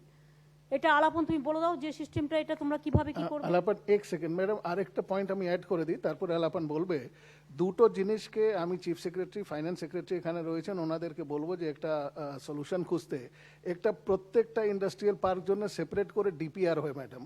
প্রত্যেকটা ডিপিআর ওয়েটিং হয়ে, আগে পিডব্লিউডি করতে, এখন পিডব্লিউডি হাতে অনেক কাজ এসে গেছে, নর্থ বেঙ্গল ডেভেলপমেন্ট ডিপার্টমেন্ট দেওয়া হচ্ছে। এটা কিন্তু কোনো প্রয়োজন নেই, এটাতে আমি একটা কথা বলি, করে দেওয়া তোমরা উচিত। ডিপিআর এর নামে যে টাকা গভর্নমেন্টের খরচ হয় প্রচুর, এটাকে তুমি একবারে কমিয়ে দিতে পারো। কি করে করতে পারো, এটা তোমরা একটা প্ল্যানিং করো। প্ল্যানিং হচ্ছে আমার যা স্কুল হবে একই মডেলে হবে, একটাই মডেল, একটা স্কুলের ডিপিআর হবে, সেই DPR will be applied for others. ঠিক আছে, তাহলে আমি যদি 100টা স্কুল করি, আমার 100 কোটি টাকা লাগবে না, আমার 1 কোটি টাকা 100টা স্কুল হয়ে যাচ্ছে। বুদ্ধি খরচ করো। ধরো তুমি কমিউনিটি ডেভেলপমেন্ট সেন্টার করবে, অনলি 1 ডিপিআর ইজ এনাফ। তুমি মার্কেটিং কমপ্লেক্স করলে 1 ডিপিআর ইজ এনাফ। এইভাবে তোমরা যেটা ডিপিআর করছো বিভিন্ন জায়গায় বিভিন্ন রকম, এটা না করে 1 single DPR, it should be followed for others. তাহলে তোমার টাকাটা গভর্নমেন্টের এক ধাপে কয়েকশো কোটি টাকা বেঁচে যাবে। ভেটিংও প্রয়োজন হবে না ম্যাডাম। না, প্রয়োজন হবে না ম্যাডাম। আপনি যেটা বলেছিলেন আমরা স্কুল, কলেজ, ইউনিভার্সিটি এবং আদার্স, আপনি যে মডেলগুলো পাস করে দিয়েছেন আমরা সেরকমই করছি। আমরা আরেকটা চেষ্টা করছি একটা সফটওয়্যার ডেভেলপ করার, এই 7 দিন 10 দিন আর ডিপিআর করতে লাগবে না, কম্পিউটারে ফিট করলে একদিনই ডিপিআর বেরোবে। সেটাও আমরা এটা একটা সফটওয়্যার ডেভেলপ ডিপিআর একই টাইপের ডিপিআর থাকবে একদিনে। হ্যাঁ, কি অসুবিধা আছে? পাহাড়ে আমি ভুটানে গিয়েছিলাম, জাস্ট একটা এক্সাম্পল দিচ্ছি। আমাদের এখানে পাহাড়ে অনেক বাড়ি হয়ে গেছে, আজকে নয়, 10-20 বছর 30 বছর আগে থেকে হয়েছে। কিন্তু ভুটানে গিয়ে আপনি দেখবেন পাহাড়ের উপরে কিন্তু একটাও বাড়ি নেই। ওদের বাড়ি কিন্তু পাহাড়টা বাদ দিয়ে, পাহাড় নিচে সমতলে বাড়ি আছে, কিন্তু পাহাড়টাকে সুরক্ষিত রেখে দিয়েছে। কাজে এইরকম টাইপের এই যে একটা মডেল, এই মডেলটা নিতে হবে, যাতে আমি একটা পুলিশ স্টেশন করব, সেম ডিপিআরে হবে, প্রত্যেকে একটা কায়দায় কাজ করতে হবে। প্রথমে বলবে ডিপিআর, তারপরে বলবে আর্কিটেকচার, তারপরে বলবে প্ল্যানিং। অর্থাৎ যে কোনো প্রোগ্রাম হওয়ার আগে 2 বছর চলে যাবে টাকা নষ্ট করা, আর প্ল্যানিং তৈরির নামে ওই যে এ নামে হচ্ছে অ্যাভয়েড, বি হচ্ছে ব্লক করে দাও, সি হচ্ছে কনফিউশন করে দাও, আর ডি হচ্ছে ডিলে করে দাও। সবচেয়ে মজা ABCD, 4টে ফলো করলে আর কাজই করতে হবে না। আর কেউ আমরা ভাবি আমি 2 বছর থাকবো না, আমি 3 বছর থাকবো না, আমি 5 বছর থাকবো না, আমি 15 বছর থাকবো, আমি যে কদিন কাজ করবো আমার চলে যাচ্ছে। এটা হয় না। মানুষের জীবনের বড় কাজ হচ্ছে আমি কি করলাম, যতদিন জীবনে বাঁচলাম কতটা ভালো কাজ করলাম এটাকে মনে রাখা, এটাকে সংগ্রহ করে রাখা। এক একটা মানুষ তার নিজের এক একটা আর্কাইভ তৈরি করতে পারে, সে নিজে এক একটা ইনস্টিটিউশন। কতদিন পরে একটা মানুষ তৈরি হয়, তার জীবনের কত অভিজ্ঞতার পরে। একটা মানুষ, কর্মঠ মানুষ এমনি এমনি তৈরি হয় না, তার জীবনটাই এক একটা ইনস্টিটিউশন, এক একটা আর্কাইভ। সুতরাং সে তার জীবনটাকে এইভাবে গড়ে তুলুক, আমরা এটাই চাই। আর ডিএম এসপিদের আমি অলওয়েজ বলি যে আপনারা কিন্তু গভর্নমেন্টের ফার্স্ট ফেজ। কোনো জেলায় কোনো প্রবলেম হলে ফার্স্ট ধরতে হয় ডিএমকে। সে জলে পড়ে মারা গেলে হোক, আগুন লাগলে হোক, কোভিড হলে হোক, 100 দিনের কাজ হলে হোক, বিএসকে হলে হোক, সব ব্যাপারে DM is the leader of the district, SP is the leader of the district. এবার আপনার মাথার উপর আপনার পুলিশের ডিজি আছে, পুলিশের যেমন পুলিশ কমিশনাররা আছে, এসএসএ আছেন ওদের অ্যাডভাইস করবার জন্য। কিন্তু মেন কাজটা কিন্তু আপনারা করছেন, এবং আপনাকে time to time information pass on করতে হচ্ছে। তার কারণ you are a discipline body. টিভিতে খবর দেখবার আগে আমরা খবরটা জানতে পারবো, তবেই তো সঙ্গে সঙ্গে ব্যবস্থাটা নিতে পারবো। আর 2 হচ্ছে সোশ্যাল নেটওয়ার্কের নামে হট করে একটা ফেক নিউজ ছেড়ে দেওয়া হচ্ছে। কালকে রাজস্থানের না কোথাকার একটা খবর দিয়ে ফেক করে বেরিয়েছে, ওই পরে পুলিশ আমাকে দিল এটা ফেক নিউজ। কোথাকার জ্ঞানবান? মথুরার নিউজ নিয়ে বাংলা দেখাচ্ছে, বাংলাদেশের নিউজ নিয়ে বাংলা দেখাচ্ছে, কোথায় কে ফিল্ম করেছে ফিল্মের নিউজ নিয়ে এখানে দেখাচ্ছে। সুতরাং এগুলো আরো বাড়বে, এগুলো নজর রাখতে হবে। কিন্তু পুলিশ সেটা, যদি ডিস্ট্রিক্ট পুলিশদের আমি এবার এটা বলবো, আপনার এখানে একটা ঘটনা ঘটলো, আপনি এনকোয়ারি করতে যদি আগেকার দিনের মতো 3 দিন টাইম নেন, তখন কিন্তু এটা ভাইরাল হয়ে বদনাম হয়ে যাবে। মিথ্যে কথাটাকে সত্য বলে দেবে, প্রচার করে দেবে। লেবু কচলাতে কচলাতে তেতো হয়। আইসিদের স্টেট ইনস্ট্রাকশন দেবেন, any incident government should be informed within a minute. এবং প্রাইমারি রিপোর্টে আপনি জানতে পারবেন what is fake, what is not fake. যদি দেখেন কেস ক্লিয়ার ফেক, বলে দিন ফেক। যদি দেখেন একটু টাইম নিয়ে করার প্রয়োজন আছে, স্টেট বলুন যে ফার্স্ট ইনফরমেশন রিপোর্ট এটা আমরা পেয়েছি, but let us give some time so that we can examine and we can come to the public. এই টাইপের কিছু একটা এগুলো কিন্তু করতে হবে। প্রত্যেকটা ডিস্ট্রিক্টে পুলিশকে কিন্তু সোশ্যাল নেটওয়ার্কের লোক রাখতে হবে। গ্রামে গঞ্জে জেলায় জেলায় অনেক ছেলেপেলেরা সাংবাদিক আছে, জেলার সাংবাদিক বা ব্লকে ছোট ছোট কাগজের, মাইনেও পায় না কিছু, খুব কষ্ট করে এদের চলে। এদের এক একজনকে আপনারা নিয়ে নিন না, তারা কিন্তু খোঁজ রাখে জেলায় জেলায় কি হচ্ছে, কোন ব্লকে কি হচ্ছে, অনেক ভালো খবর রাখে। আপনার গ্রিন পুলিশ আপনাকে ইনফরমেশনটা যদি দিতে না পারে টাইমে, গ্রিন পুলিশকে দিতে হবে। সিভিক ভলেন্টিয়ার্স কত জেলায় জেলায় আছে, ব্লকে ব্লকে আছে, তাদের কাছে ইনফরমেশনটা দিতে হবে। You must build up your relation with ASHA workers. তারা ডোর টু ডোর যায়, তারা অনেক ইনফরমেশন আপনাকে দিতে পারে। You build up your relation with the puja committee or the club or the any organization, যারা আপনাকে ইনফরমেশন দিয়ে হেল্প করতে পারে। একবার রাস্তায় গাড়িটা ঘুরিয়ে নিয়ে চলে গেলেই তো হয়। আগে তো পুলিশরা ওসিরা 4-5 বার করে করে এলাকা ভিজিট করতেন, আমরাও ছোটবেলা থেকে দেখেছি। এখনো যে করে না তা তো নয়। আপনি টাইমিংটা বলবেন কেন, কোন টাইমে আপনি যাবেন, ভিজিটটা সারপ্রাইজ হবে। সুতরাং যে কোনো ইনসিডেন্ট ঘটলে আপনার চোখের সামনে আপনি দেখতে পাবেন। এই কাজগুলো কিন্তু দায়িত্ব নিয়ে করতে হবে। আর যদি কেউ ভাবেন 2 দিন বাদে ইলেকশন, সুতরাং এখন আমি একটু রেস্ট করে নিন, সেটা কিন্তু হবে না। ইলেকশন হতে এখন অনেক দেরি, মে মাস এখন অনেক দেরি, এপ্রিল মের আগে তো হচ্ছে না। সুতরাং আপনাকে তো কাজটা তো করে যেতে হবে। কাজ কি কখনো থেমে থাকে? কাজের গতি থেমে থাকবে না। যে প্রজেক্টগুলো হাতে নেওয়া হয়েছে you have to complete it. রাস্তা থেকে শুরু করে সব, বাংলার যোজনা থেকে শুরু করে, আবাস যোজনা থেকে শুরু করে, বাংলার বাড়ি থেকে শুরু করে, স্টেট আপনাকে ডিসেম্বরের মধ্যে টার্গেট করে কমপ্লিট করতে হবে। কারণ তারপরে আপনার ইলেকশনের রব উঠবে, ভোটার লিস্ট নানা রকম থাকবে, আরও অন্যান্য কাজও আসবে, আমরা আরও কিছু নতুন কাজ দেব। তো এই কাজগুলো আপনাদের কমপ্লিট করতে হবে। এর জন্য এখন থেকে প্ল্যানিংটা ঠিক মতো করুন। আমার এটুকু বলার। চিফ সেক্রেটারি আর কিছু বলার আছে? আপনি ডিস্ট্রিক্ট রিভিউ মিটিংয়ে গিয়ে কয়েকটা পয়েন্ট জঙ্গলমহলে এবং উত্তরবঙ্গে আন্ডারলাইন করেছিলেন। রুটিন কথা, ডিএমরা জানেন, তবু you repeatedly underline so that they are meticulously following this. এক হচ্ছে যদিও স্কুল কলেজ অঙ্গনওয়াড়ি সেন্টার সব বন্ধ আছে, কিন্তু মিড ডে মিল যেন অবশ্যই চলতে থাকে। চলছে ম্যাডাম, আমরা মানে বাড়িতে বাড়িতে ড্রাই ফ্রুট যেন পৌঁছে যায়, এবং ভাতা ভাতা যত ভাতা আছে এবং সব ভাত মনোজ পন্থ দ্বিবেদী জানে 2 মাস করে করে আমরা ওই জয় বাংলা যে আমাদের সমস্ত পেনশন আছে সব পেনশন যেন 2 মাস করে করে আমরা দিয়ে দিই, যাতে কখনো বলতে না হয় যে পেলো না, এটা যেন না হয়।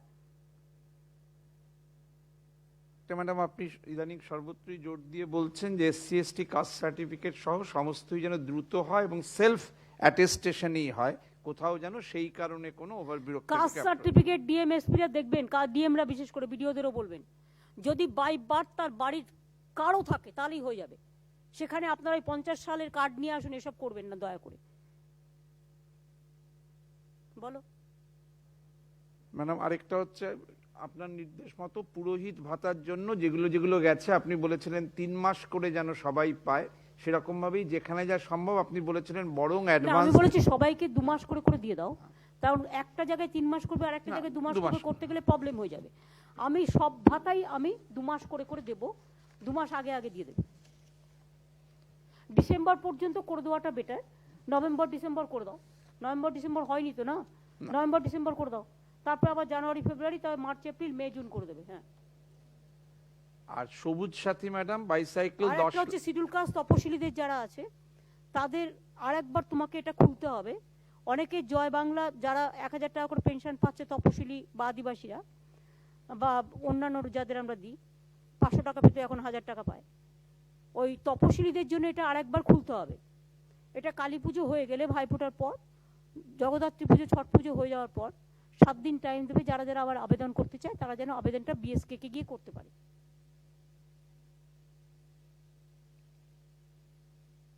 সবুজ সাথীর ম্যাডাম আরেকটা ডোজ। আচ্ছা, আরেকটা আমি ভুলে গেছি, কালকে আমরা একটা মিটিং করেছি যেটা হচ্ছে বাউরি কমিউনিটি, বাগজি কমিউনিটি, মাঝি কমিউনিটি, তাঁত সাথী, কীর্তনিয়া গ্রুপ, ডোকরা গ্রুপ, এরকম অনেক গ্রুপের সাথে, মথুয়া গ্রুপ, সব এগুলো আমরা কতগুলো বোর্ড তৈরি করে দেবো। যে কাজ গভর্নমেন্ট করছে প্লাস ওর থেকে ওরা হয়তো একটা কমিউনিটি সেন্টার তৈরি করলো, হয়তো একটা কিচেন তৈরি করলো, হয়তো কোচিং ক্লাস তৈরি করলো, বা ওরা কিছু কিছু স্কুল টিস্কুল নানা রকম চেয়েছে, সেগুলো আমরা করে দেবো। আর যেটা কালকে আলোচনা হয়েছে টাকাগুলো দেওয়ার জন্য কমিউনিটি ডেভেলপমেন্ট সেন্টার বা জমির ব্যাপারে যেগুলো বলেছে সেগুলো করে দেওয়ার ব্যাপারটা আছে। এটা ডিএমদের আমি বলে রাখলাম এই কারণে, ডিএমরা জেনে রাখুক ইনফরমেশনটা।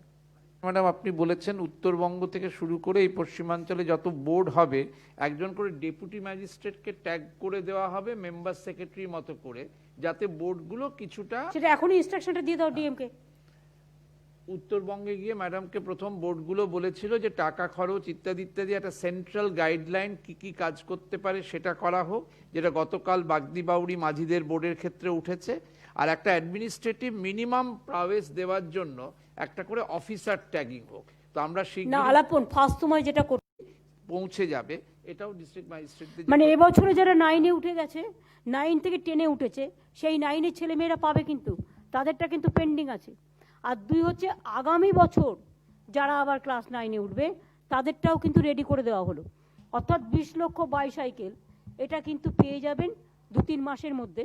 কোনো ব্লক যেন এটাকে আটকে না রাখে, আর খারাপ মেটেরিয়াল যেন দেওয়া না হয়।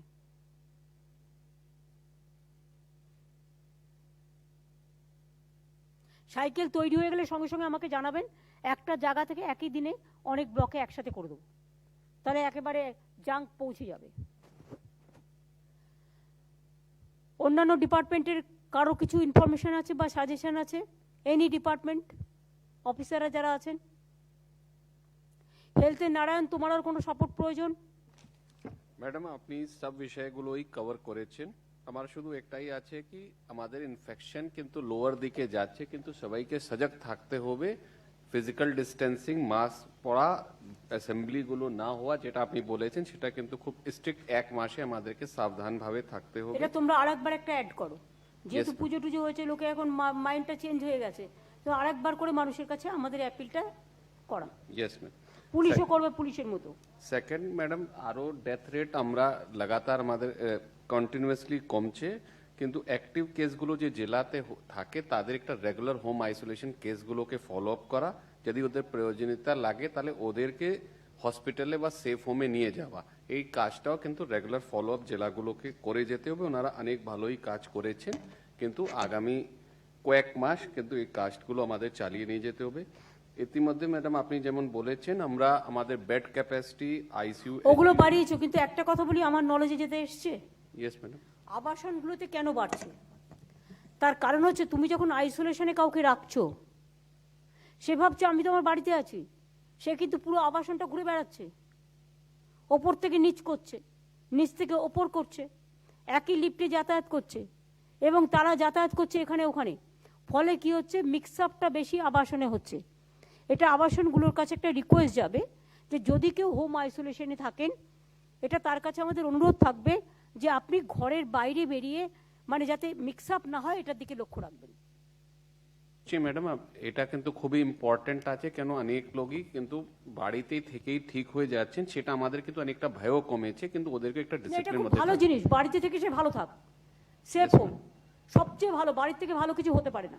কিন্তু আমি যেহেতু পজিটিভ আছি, আমি চেষ্টা করব সেফ হোমে থাকা, বাট আমি আউটসাইডে বেরিয়ে যদি 10 জনের সাথে ওই আবাসনেই মিশি, তাহলে তো সেই 10 জন মিক্স আপ হয়ে যাচ্ছে। ঠিকই ম্যাডাম। তাকে আমি অ্যালাউ করছি সেফ হোম এই কারণে যে সে আলাদা সেফ হোমে ভালো থাকবে। নিশ্চয়ই ম্যাডাম, এটা আমাদেরকে স্ট্রিক্টলি এনফোর্স এইটা করতে। তোমরা একটা অ্যাডও করতে পারো, কিন্তু প্রয়োজন আছে। ঠিক আছে ম্যাডাম, এটা আমরা অ্যাড করছি। আর বাকি ম্যাডাম আমাদের নর্মাল হেলথ সার্ভিসেসগুলো কিন্তু আস্তে আস্তে করে সবগুলো ওপেন হচ্ছে। ইমিউনাইজেশন লেভেলও আমাদের ন্যাশনাল লেভেলে 72% আছে, কিন্তু আমরা 93% প্লাসে পৌঁছে গেছি। ইনস্টিটিউশনাল ডেলিভারি ন্যাশনাল অ্যাভারেজ 94%, আমরা 98.5%-এ কিন্তু আমাদের সার্ভিসগুলো সব রিস্টোর করা হয়েছে।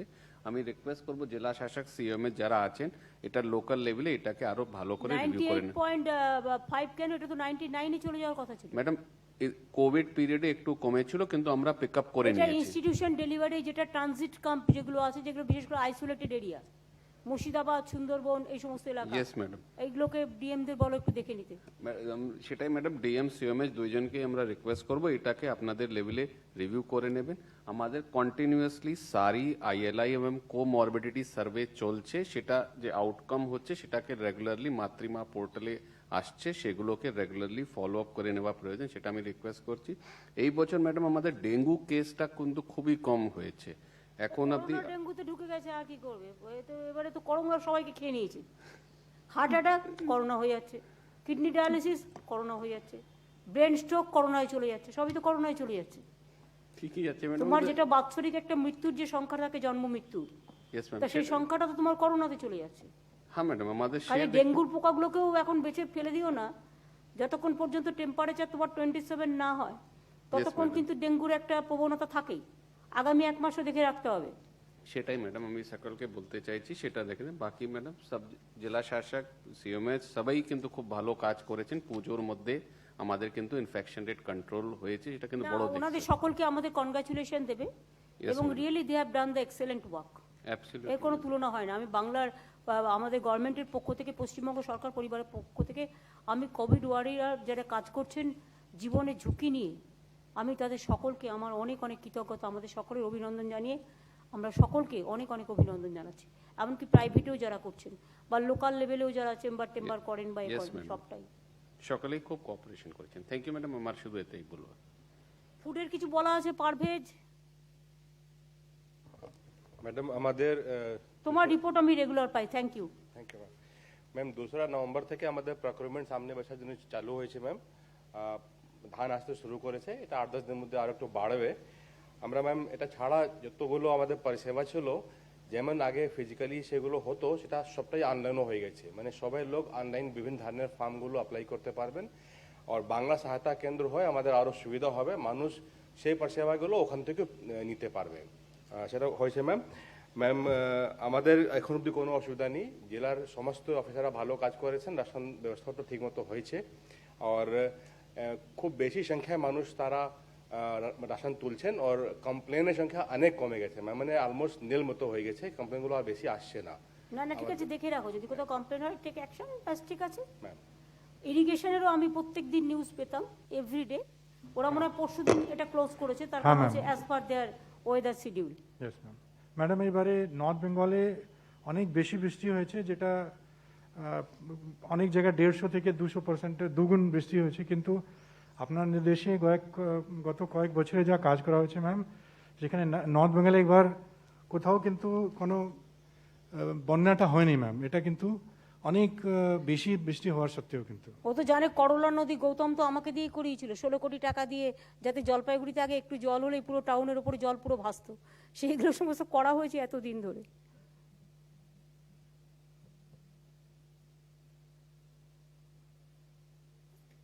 আর কি আছে? সেলফ হেল্প গ্রুপ যে 10 লাখ আছে, 1 কোটি মেম্বার, আমাদের প্রায় 5 কোটি লোক, রাজ্যের অর্ধেক লোক নির্ভরশীল, আপনি তাদের সবাইকে জাগোতে 5,000 টাকা করে হ্যাঁ, ওদের 5,000 টাকা করে ওদের অ্যাকাউন্টে পাঠিয়ে দিতে বলা হয়েছে, যেটা ওদের দেওয়া হয় প্রতি বছর। কৃষকরাও কৃষক বন্ধু টাকা সবাই পাচ্ছে। আর এরা মিথ্যে কথা বলে কেন গো? আমরা তো গভর্নমেন্ট অফ ইন্ডিয়াকে চিঠি লিখে বলে দিয়েছি যে তুমি দিতে চাইলে টাকাটা দিয়ে দাও আমাদের, আমরা পাঠিয়ে দিচ্ছি। আর ওরা তো 2 একর, আমরা তো 1 কাঠা জমির কৃষককেও দিই 5,000 টাকা করে। আর ওরা তো 2 একর জমির খুব সংখ্যা কম, এবং সেটাও তো ওদের কাছে আমরা বলেছি আমাদের টাকা পাঠাও, আমরা পাঠিয়ে দিচ্ছি। রোজ মিথ্যে কথা বলে কেন রোজ? বরঞ্চ ব্যাংকরাই ফেলে রেখেছে। ওরা 2 হেক্টরে ম্যাডাম, যেটা 5 জানি থেকে, আমি। আর আমাদের 1 একরে। আমি জানি আমাদের 1 একরে না, আমার 1 একরের নিচেও যারা আছে তারাও পায়, তারাও 1,500 টাকা পায়। আমি জানি এটা খুব ভালো কাজ, আমি জানি। কিন্তু আমার কথা হচ্ছে সেন্ট্রাল গভর্নমেন্টের যে স্কিমটা করেছে তাতেও তো আমরা বলেছিলাম 2 হেক্টর কিছু লোক পাবে, তা আমরা বলেছিলাম যে তোমরা আমাদের কাছে পাঠিয়ে দাও, আমরা পাঠিয়ে দিচ্ছি, কোনো অসুবিধা তো নেই। স্টেটের তো এগ্রিকালচার ডিপার্টমেন্ট, তো এগুলো তো স্টেটকে হেল্প করতে হয়, স্টেট পাঠিয়ে দেবে, তা স্টেটকে ডিপেন্ড করতে পারে না।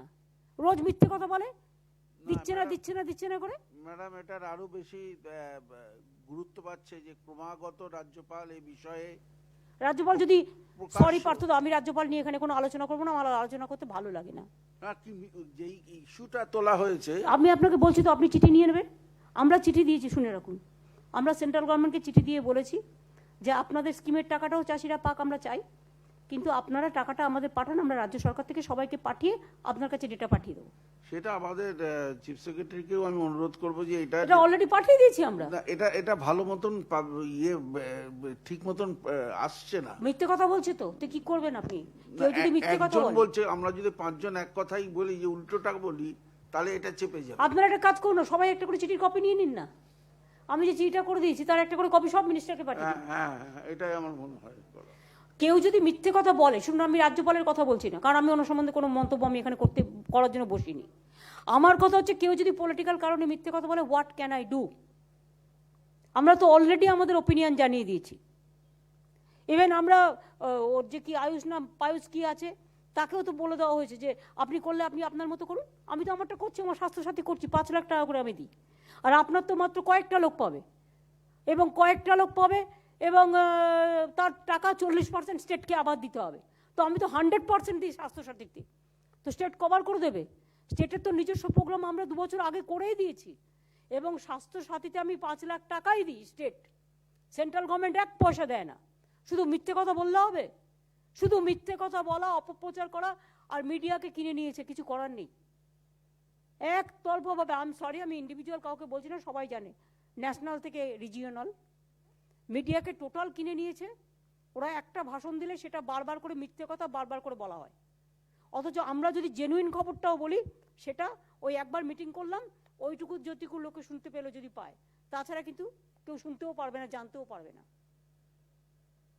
পুরো মিথ্যে কথা। কৃষকদের আজকে সবচেয়ে দুঃসহ অবস্থা।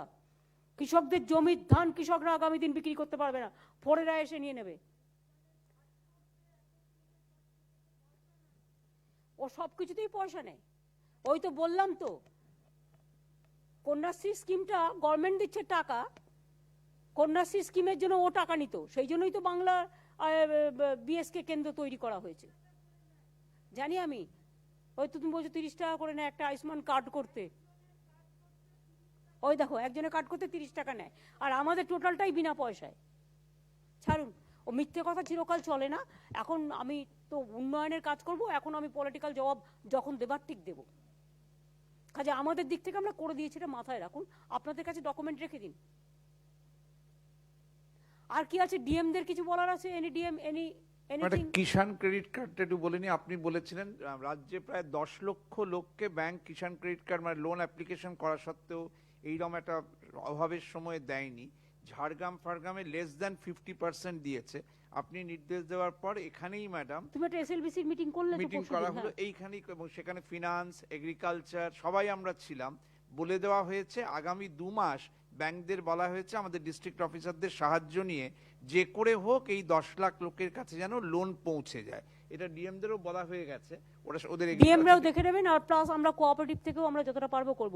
আর একটা হচ্ছে ডিএমদের আমি বলবো, আর পঞ্চায়েত ডিপার্টমেন্টকে 100 দিনের কাজের টাকা যেন পড়ে না থাকে যারা কাজ করছে। অনেক সময় টাকা দিতে পাঠাতে দেরি করে, টাকা দিতে দেরি করে, তারপরে ব্যাংক নেই, নানা রকম প্রবলেম আছে। সুতরাং সেটা একটু দেখে রাখতে হবে। প্রবলেম দেরি করা ওরা। আর এখন থেকে পুরুলিয়া, বাঁকুড়া, বীরভূম, বিশেষ করে যেগুলো মানে খুব গরম অধ্যুষিত জেলা, জলের সংকট আছে। এখন আমরা তৈরি করছি পিএইচি থেকে অনেকগুলো জলের জায়গা। তো পুরুলিয়ারটা করছে তো করছেই, 7 বছর হয়ে গেছে জাপানের জায়গা সাথে যেটা আমাদের হচ্ছে। বাঁকুড়াতেও কয়েক হাজার কোটি টাকার প্রজেক্ট নেওয়া হয়েছে, সুন্দরবনেও নেওয়া হয়েছে। কিন্তু এখন থেকে পিএইচিকে প্ল্যানিং করে রাখতে হবে অ্যান্ড আরবান ডিপার্টমেন্টকে, যাতে আগামী মার্চ, এপ্রিল, মেতে জলের কোনো অসুবিধে না হয়। There must be planning, and from March ডেঙ্গুর প্ল্যানিংটাও যেন হয়ে থাকে। আমরা এগুলো বছরের প্রথম থেকেই করি।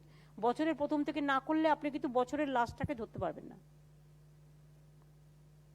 উদ্বাস্তু আর ডিএমরা আরেকটা জেনে রাখুন, উদ্বাস্তু সমস্ত কলোনি, রাজ্য সরকারের জমিতে যারা বসে আছে, যারা আরো কিছু কেন্দ্রীয় সরকারের সংস্থাতে বসে আছে, কিছু প্রাইভেট ল্যান্ডে বসে আছে, তাতে গভর্নমেন্ট একটা আইন করেছে যে সব কলোনিকে আমরা রেজিস্টার করে দিচ্ছি, আইনত স্বীকৃত। তাতে 1,25,000 উদ্বাস্তুরা পাট্টা পাবে। তার মধ্যে 25,000 পাট্টা অলরেডি গতকাল থেকে দিতে শুরু হয়েছে। এটা আমি মনোজ পন্থকে বলবো, তোমার ইনস্ট্রাকশনটা ডিএমদের একটু বলে দাও।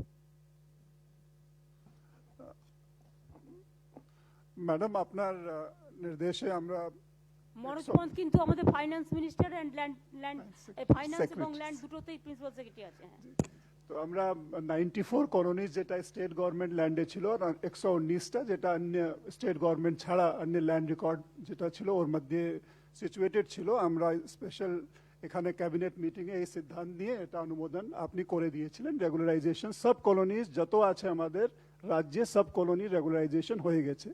গতকাল আপনি কিছুটা স্থানীয় যারা এখানকার কাছাকাছি জেলার থেকে রিফিউজি কলোনি থেকে কিছু লোকজন এসেছিলেন, আপনি কিছু জনকে জমি অধিকার পত্র আপনি ওদের হাতে দিয়েছেন। এবং এখান থেকে আমাদের প্রথম ফেজে 25,000 মানুষকে যেটা আমরা জমি অধিকার পত্র বা ল্যান্ড ডিড দেব এর সূচনা হয়েছে। এখন প্রত্যেক জেলা শাসক এখানে আছেন, আমরা মাঝে মাঝে ওদের সঙ্গে রিভিউ করেছি। না, তুমি একটা টার্গেট করে দাও, Yes, দেখো ma'am, এরকম ভাবে এটা হবে না। একটা আমাদের- টার্গেট করে দাও যে এই দিনের মধ্যে এই 25,000 Yes, শেষ হবে, জি, ma'am, দেন আমাদের- নেক্সট 25,000 শুরু হবে। Yes, আমাদের ফার্স্ট ফেজ কাজ যেটা আছে আপনারা যেটা সার্ভে এবং আইডেন্টিফিকেশন কাজ হয়ে গেছে, আমরা আশা করছি 30 নভেম্বর মধ্যে আমাদের ফার্স্ট ফেজ কাজ আমরা কমপ্লিট করে দেব এবং 15 ডিসেম্বরের মধ্যে প্রত্যেকের হাতে আমাদের ল্যান্ড ডিড পৌঁছে যাবে ম্যাম। না, তাহলে তুমি আবার 15 ডিসেম্বর থেকে 15 জানুয়ারির মধ্যে তুমি আরো 50,000 নিয়ে নাও। Yes, ma'am. আর এরপরে- বাদ বাকি সবাইকে এটা করে দাও তুমি। একটা করে লেটার তাদের কাছে অন্তত পাঠাও যে আপনারা পাবেন, হয়তো একটু টাইম লাগছে প্রসেস করার জন্য, কিন্তু আপনার অন্তত এটা পাঠাও যে আপনাদের কলোনি স্বীকৃত হয়ে গেছে, আপনারা পাট্টা পাবেন, সময় মতো আপনাদের পৌঁছে দেওয়া হবে। ঠিক আছে, এটা অন্তত লোকে জানলে কি হবে, Yes, ma'am. যে একটা তার আনসার্টেনটি তার জীবনের থাকবে না। এই- জীবনটাকে নিশ্চিন্ত করুন। আমরা এরকম একটা চিঠি যত কলোনিজ আছে সব রেগুলারাইজ হয়ে গেছে, প্রত্যেক কলোনিতে চিঠি আকারে আমরা পাঠাবো এবং 15 ডিসেম্বরের মধ্যে আমাদের ফার্স্ট ফেজ কাজ কমপ্লিট চিঠিটা হয়ে অন্তত যাবে। পাঠিয়ে দাও যে আপনার হয়ে গেছে সব। চিঠি চলে যাচ্ছে, আর 15 ডিসেম্বরের মধ্যে আমাদের ফার্স্ট ফেজ যেটা আছে এই কাজ শেষ করে সবার হাতে যাতে ডিড পৌঁছে যায়, আমি জেলা শাসকদেরকে অনুরোধ করব এই কাজ দ্রুততার সঙ্গে করে দিতে, এবং নেক্সট ফেজের কাজ 15 ডিসেম্বরের পরে টেক আপ করে আমরা 15 জানুয়ারির মধ্যে যাতে শেষ করতে পারি। গৌতম দা, আপনি আমাদের এটা একটু পরিকল্পনা দেখে নিতে রাখবেন যে হবে। চিঠিগুলো সব ঠিকমতো পৌঁছচ্ছে কিনা, পাচ্ছে কিনা কলোনিগুলো। একটা ইন্ডিভিজুয়াল চিঠি ম্যাম আপনারা যাদেরকে ঠিক আছে, সেটা আমরা কথা বলে নেব। ডিড দিয়েছি আপনি করে হ্যাঁ, দিয়েছেন, এটা কথা বলে হ্যাঁ, নেব। আমরা দিয়ে হ্যাঁ। দিচ্ছি। সুব্রত দার কিছু বলার আছে? বলবেন কিছু? বলুন। ও আলাদা বলবেন? পার্থদা, শোভনদা, জাবেদ, আলাদা কোথায় বলবো? আমি এখন পালাবো তো। আলাদা কোথায় বলবে? কমিটি তখন আলাদা করে মিটই করতে পারছি না, যা প্রবলেম হচ্ছে। চা সুন্দরীটা মলয় দেখে নেবে। হ্যাঁ, হাউজিং ডিপার্টমেন্টের সাথে কথা বলে দেখে নেবে, লেবার ডিপার্টমেন্টের হাউজিং ডিপার্টমেন্ট।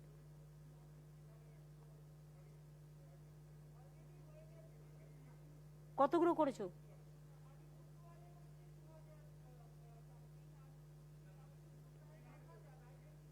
সাত 7,000 আইডেন্টিফিকেশন অলরেডি হয়েছে। দেখে নাও, কাজটা ফেলে রাখবে না, তাড়াতাড়ি করবে, টার্গেট নেবে। কি বলছিলে ইন্দ্রনীল তুমি? হ্যাঁ ম্যাডাম, আপনার বিজয়ের শুভেচ্ছা আমরা পেয়েছি এবং আমাদের তরফ থেকেও আপনাকে প্রণাম জানাই। আমি একদম স্পেসিফিক্যালি চন্দননগর নিয়ে কয়েকটা কথা বলবো, যেটা আপনারই অ্যানাউন্স করা। 2017 1 জুন আপনি অ্যানাউন্স করেছিলেন যে চন্দননগরের যারা আলোকশিল্পী আছে তাদের জন্য বাংলায় প্রথম আলো হাব আপনি করবেন, এবং আমাদের শিডিউল টাইমেই একদম শেষ হতো। এই করোনার জন্য 5-6 মাস একটু ডিলেড হয়েছে, কিন্তু ওটা একদম কমপ্লিট হয়ে গেছে। আর 2-3 মানে খালি সাইনবোর্ডটা খালি লাগানো, যেহেতু সামনে জগদ্ধাত্রী পুজো। এই একটা আপনাকে জানিয়ে রাখলাম, আপনি যদি মনে করেন আপনার মতো মানে ওখানকার লোকজন খুব খুশি হবে, আলোকশিল্পীরা। হ্যাঁ, এখান থেকে এই একটা অ্যানাউন্স করেছিলেন, কমপ্লিট হয়ে গেছে। আপনি ওখানে বলেছিলেন যে ওখানকার অত্যন্ত একটা হেরিটেজ এরিয়া লাল দিঘি শেঠ পরিবারের সঙ্গে এবং ওখানকার মানুষের ইমোশনের সঙ্গে সাংঘাতিক রয়েছে। ওটাও আমরা তথ্য সংস্কৃতি দপ্তর থেকে ওটা কমপ্লিট করে বসে আছি। ওটাও আমরা মানে আপনার হ্যাঁ ওইটা রয়েছে। এবং আমাদের হাসপাতালের জন্য হেলথ ডিপার্টমেন্ট থেকে অ্যালটমেন্ট করে দিয়েছিল এবং তার টেন্ডারও হয়ে গেছে। আপনি যদি খালি শিলান্যাস করে দিন তাহলে আমরা আমি দেখে নিই, না দেখে নিই করবো না, আমি দেখে নিয়ে আগে কাগজপত্র দেখে তারপর বলবো। হ্যাঁ হ্যাঁ, কাগজপত্র। আর আপনি নাম দিয়েছিলেন গঙ্গাশ্রী আর জলশ্রী রেস্তোরাঁ, সেটাও আমাদের রেডি হয়ে গেছে। এন্টায়ার ডিটেল কাগজ আমরা সিএসকে পাঠিয়ে দেবো। এখানে হট করে বললে আমি না দেখে না না না, আমরা আমাদের দপ্তর থেকে জেলা থেকে সিএসকে কাছে পাঠিয়ে দেবো ডিটেল কাগজ। রাজীব, তোমরা ফরেস্ট ট্যুরিজমটাকেও একটু এনকারেজ করো। তোমাদের ফরেস্টের কিন্তু অনেক, আমি ডিএমদের থ্যাঙ্কস দিচ্ছি এই কারণে, সুন্দরবনে যে কৃষকরা বিশেষ করে মৎস্য চাষিরা গিয়েছিলেন, বাঘের থাবার কবলে পড়েছিলেন, কিন্তু তাদের যারা উদ্ধার করে নিয়ে এসছেন তাদের আমার অনেক অনেক অভিনন্দন। এবং তাদের একটু হেল্প করার জন্য আমি ডিএমকে বলবো, এবং সেই পরিবারগুলোকেও হেল্প করা হয়েছে। সঙ্গে সঙ্গে ডিএমরা অ্যাকশান নিয়েছেন। Thank you so much. মুর্শিদাবাদে একটা গঙ্গাডুবি হয়েছিল, বিসর্জন দিতে গিয়ে 5 জন মারা গিয়েছিলেন। ডিএম সঙ্গে সঙ্গে অ্যাকশান নিয়ে পাবলিক রিপ্রেজেন্টেটিভদের নিয়ে তাদের পরিবারের 5 জনকেই সাহায্য করেছেন, বুদ্ধির পরিচয় দিয়েছেন। অনেক অনেক ধন্যবাদ। এবং উত্তর দিনাজপুরেও নবী দিবস পালন করতে গিয়ে কয়েকজন বৈদ্যুতিকরণের কারণে মারা গিয়েছিলেন বা আহত হয়েছিলেন, সেখানেও উত্তর দিনাজপুরের ডিএম সঙ্গে সঙ্গে সেটা অ্যাকশান নিয়ে কাজটা করেছেন। Many many thanks. এইভাবেই আপনারা যদি এ ধরনের কোনো ঘটনা ঘটে নিজেরা উদ্যোগ নেন, সেটা খুব ভালো হবে। তাহলে রাজীব, আমি শেষ করি এখন। তাহলে দীপাবলি, ছট এবং জগদ্ধাত্রী সব ভালো করে করতে হবে, এবং একটা গাইডলাইন তৈরি করে 2-1 দিনের মধ্যেই দিয়ে দেবে। কারণ সুপ্রিম কোর্টের একটা অর্ডার আছে, একটা আবার গ্রিন বেঞ্চের অর্ডার আছে, এনভায়রনমেন্টের। এটা দেখে নিয়ে রাজীবের এই আলাপনাটা মিটিং করে দেখে নিয়ে এই অর্ডারটা দিয়ে দেবে পুলিশদের সাথে বসে, যাতে সব পুলিশরাই সেই ইনস্ট্রাকশন মতো কাজটা করে। বাট এখন থেকে আপনারা এলাকায় কত পুজো হয়, পুজো কমিটিগুলোর সাথে কথা বলে দেখবেন। এখন থেকে বলে দিন যে স্পেস রাখবে না, এই স্পেস রাখবে, পুরো প্যান্ডেল হবে না।